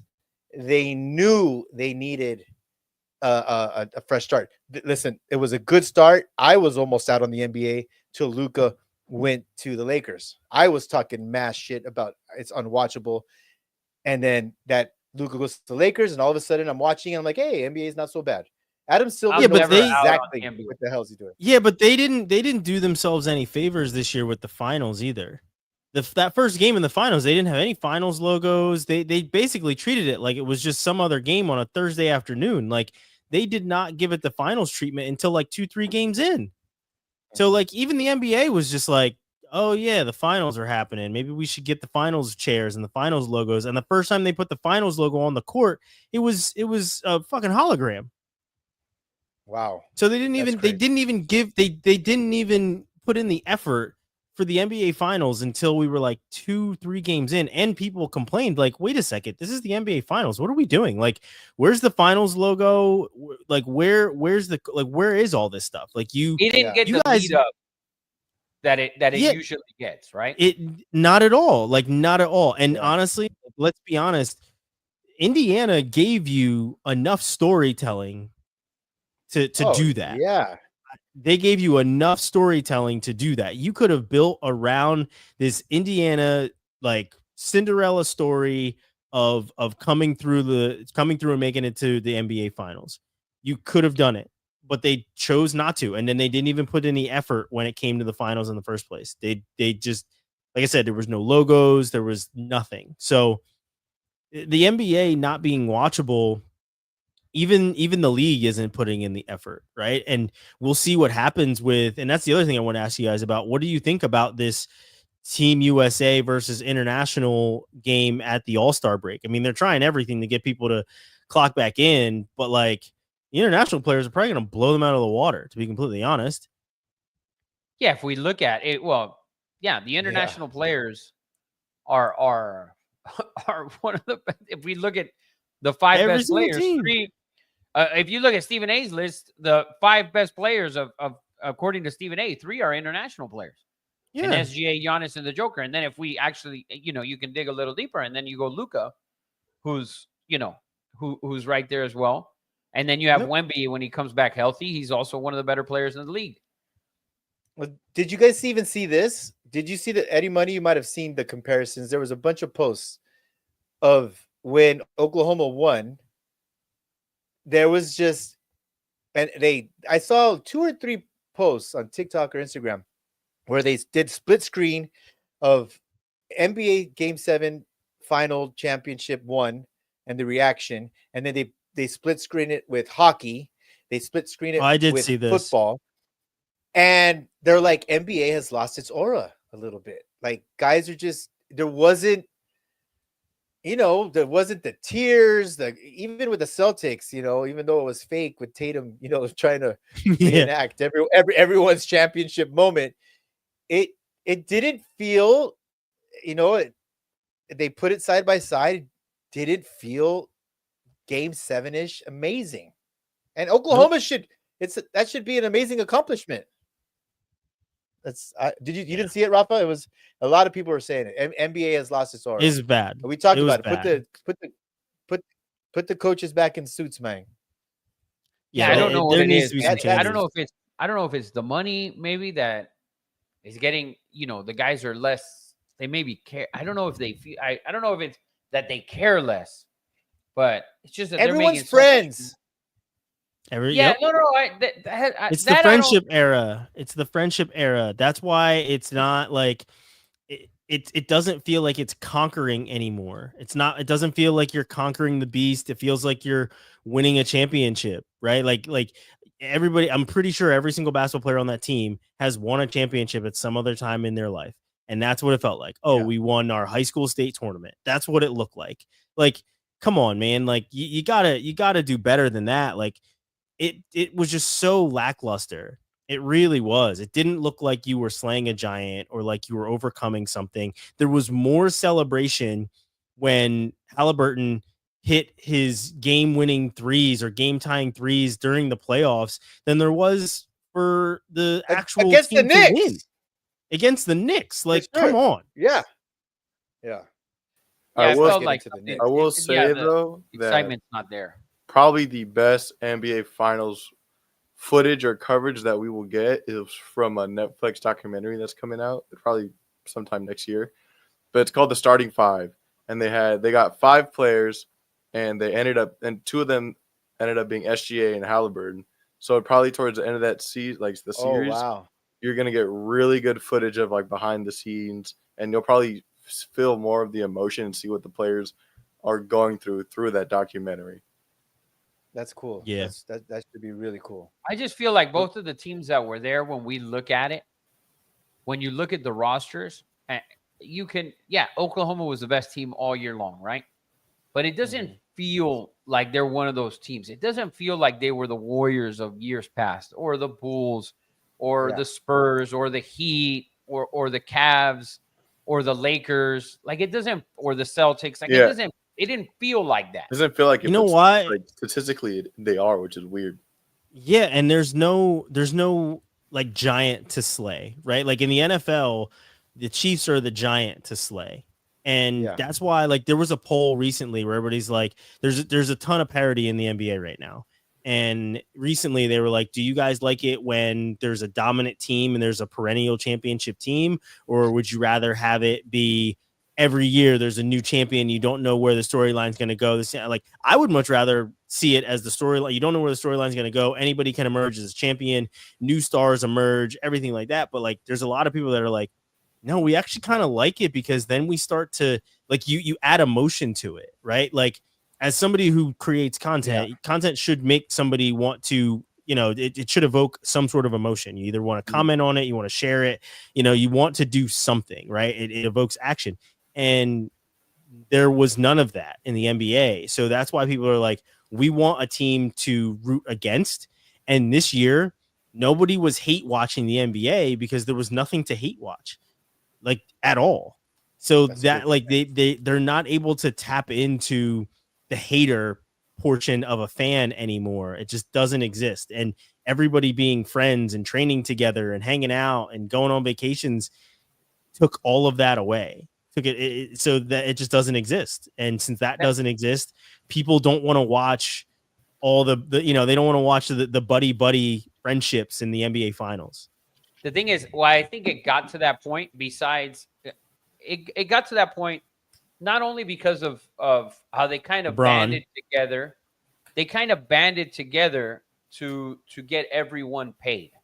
I feel like, and when that whole "we're not slaves to the owner" bullshit came out, that was part of it. And then the fact that you have a lot of these kids who, let's say they grow up in Phoenix, Arizona, and they come to LA to play basketball, high school basketball, because they want to play with this kid who they played with in the summer and AAU, and they develop these relationships. And they go on vacation together because they're together all summer playing AAU basketball and all fall. And they're traveling as 14 and 15-year-old kids to play with another 15-year-old kid from North Carolina, from Kentucky, from wherever. And they develop those relationships. And then on top of that, when you have the pros, band together Chris Paul, LeBron James, Dwayne Wade, and Carmelo Anthony to kind of, oh, we're not going to be slaves of this league and blah, blah. We want to get everyone paid. And now look where the contracts are at. We're talking about guys getting $65, $70 million as max players. When we went back, when the Heat and LeBron and them, the max deal was like 114. Now we're at max of 330, 340. So all of that contributes to all of this. The other thing is why there isn't hatred between the players is because we don't get those 7-game series repeatedly year after year after year. We used to get Michael against Detroit. We used to get Detroit against the Celtics. We used to get the Lakers and the Celtics pretty much year after year after year. Now, for the most part, like, and Draymond talks about it, how, he hated LeBron and he thought that LeBron hated him. And he's mentioned it many times because they went year after year after year that we saw them playing in the NBA Finals. Then, obviously it turns out they have the same age and, it all works out, right? But it has the biggest thing for me, I think, is the money part of it, that they've made money together and they're doing all these business deals together and all that. Back then, you basically had Jordan kind of helping out Charles Barkley and this and that. But, Jordan and Magic and Bird, for the most part, they didn't like each other. They weren't getting together. You go back and you watch some of their things. Oh, they got together to make a commercial, but, Larry didn't really want to show up to shoot a commercial with this guy, right? And vice versa. But now they make so much money together on and off the court that it's like there isn't a rivalry built in there. That's what I think. Have you seen how much money Harden tells the story? How much money Kobe made Harden? Like, hey, give me $20 million and put it in body armor, and he made like $300 million.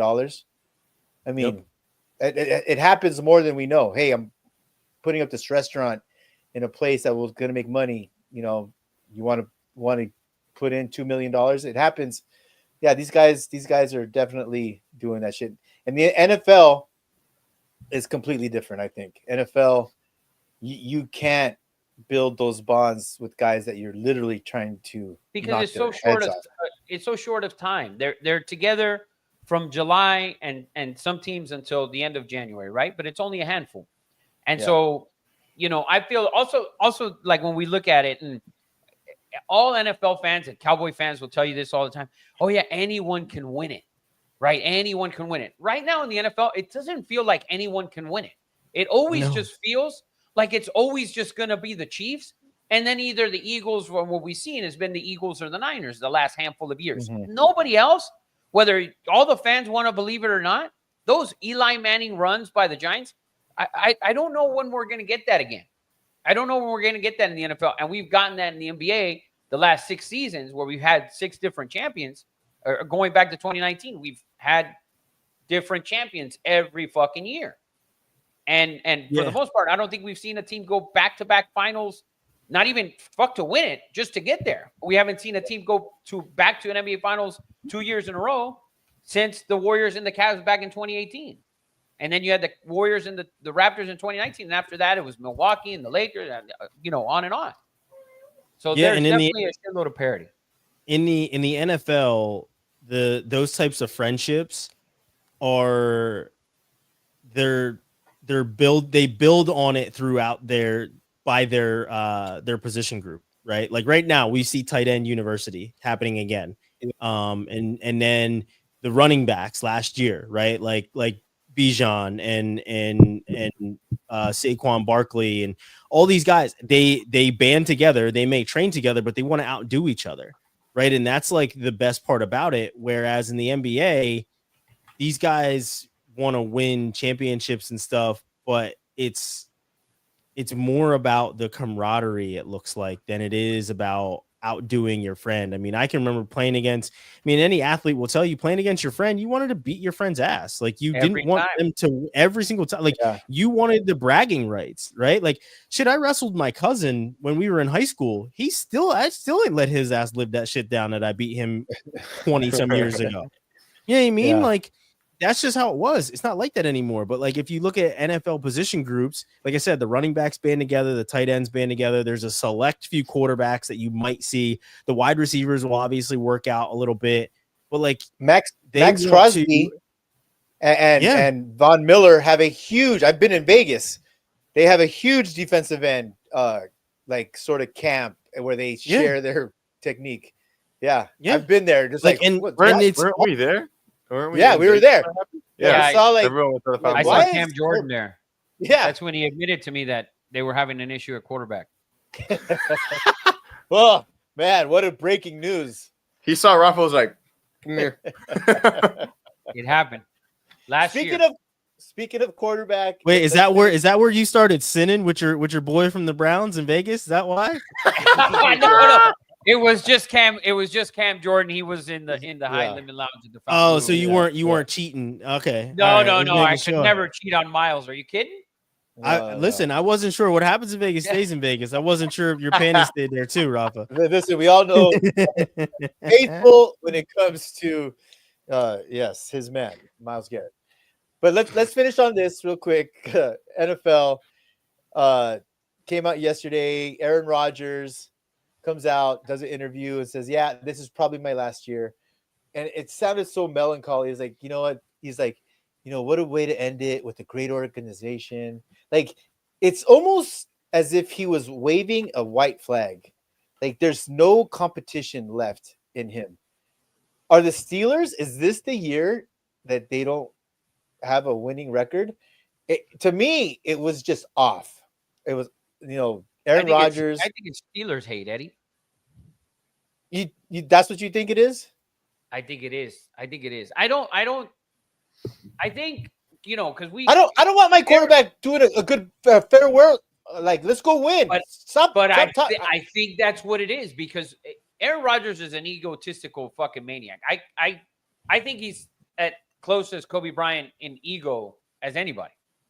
So the great but ones Kobe all was have egos. likable. The great ones all have egos, Rafa. The great ones all have egos. but it's kind of this is a little bit like, I'm announcing my farewell tour. This is the last time you're gonna see a multi MVP winner or whatever. But I think I didn't take it as, I'm waving the white flag. I think the Pittsburgh Steelers are a team that's built to make the playoffs. And he doesn't have to play great. He just needs to play better than Russell Wilson and fucking Mason Rudolph and the last handful of and Kenny Pickett. That's all he needs to do. He doesn't need to go out and be MVP Aaron Rodgers. He doesn't need to be that for them to win 10 games. So I don't think he's waving the white flag. The other thing is, I think he's just tired of the the drama, and he does so much shit outside of football, which is why people can talk all the shit they want. That's why I think he decided. I think that's why it took him so long to sign. He already knew he was going to go there. I just think he does other things. He plays a ton of Like golf. what, Rafa? Play He plays ayahuasca. Go Yes, go Eddie, into he does a bunch of dark shit. places. You don't have no kids. You don't have no wife. He I does- do it. Yeah, he does. He got married. Yeah. He just got Yeah. He married. got married, Ed. Oh, yeah. Maybe he Yeah, wants he to got settle married down recently. and start a family after this. And you're out here telling him that he's fucking basically quitting. I for think that- it's I think Sounded it's like to me. funny that Aaron Rodgers, who is I mean, let's face it, he's a really great quarterback, right? But I think it's pretty wild how when Russ got there and Kenny Pickett was there, the talks about will this be the first year that Tomlin doesn't have a winning record were not as loud as they are now. Aaron Rodgers Aaron shows up Rodgers- and you hear it everywhere, mostly because of like what he did with the Jets, right? Like, because when he went to the Jets, it was supposed to be, oh my God, the Jets are going to have, whatever season, this, that, whatever. And it didn't happen. But now everyone's asking this. Is this the year that Mike Tomlin doesn't have a winning season? And it's like, this is probably the year that they've had the best quarterback that they've had in a while since Big Ben. And that question is louder than ever. Yeah, but Eddie did the same thing last year with the Steelers. He did the same thing last year with the Steelers. He was but it would have been warranted then. was the Technically, I was leader. right. You weren't right because they made the playoffs. I mean, the playoffs. Fucking Russell Wilson went on a stupid 5-game run where he played decent, but that's it. They made the playoffs. Like, you literally thought They they were shouldn't not have, going to though. make the playoffs. They won 10 games. They won 10 games. And so people always want to write off the Steelers because all these Steeler fans supposedly hate Mike Tomlin, which is the stupidest fucking thing. Because if you fired Mike Tomlin, he'd be the first motherfucker 25 teams would hire. Yeah. So, Yep. you know, it's just every year it's always going to be, there's always Tomlin hate. Doesn't matter who the quarterback is. Now, Aaron Rodgers, who's a hated personality. There's no doubt about it. With the COVID thing, the whole fucking ayahuasca thing, the shit that he says, all of that, that's why people hate him. Yeah, he's kind of an True. idiot. Yeah, true. But he thinks he's the smartest guy in the room at the same time. I like gives Aaron that Rodgers. vibe. I think he's one of the best quarterbacks to ever play the game. There's no That's- doubt those about are it. You don't win facts. that many. You don't win that Certainly. many MVPs when you're not fucking great. Yeah, I hope he has a great season, and mostly because I like Tomlin more than I like Aaron Rodgers. But like, I think it's just wild how that question is being like shouted from the rooftops now. Of will this be the first year that the Steelers don't have a winning record? And I'm like, I don't see that. I don't think so. I'd have to look at their schedule. I don't even know what their schedule is, to be completely honest. But I think that they should win at least 10 games again this year. But Aaron Rodgers shows up, and if you couldn't tell that this contract was signed months and months and months, Months this was ago. done a while back. It was just like, I'm not coming to camps or anything else. Let me do what I do in the summer, and Right. we already have our contract. I'll sign it when, what's the day we want to sign the contract. That's what it was. That's why they didn't go shopping for any other quarterbacks. Like the calls 100%. that they were saying, like, oh, the Steelers are calling the Falcons for Kirk Cousins. Yeah, certainly. But they had already known that Aaron Rodgers was coming back.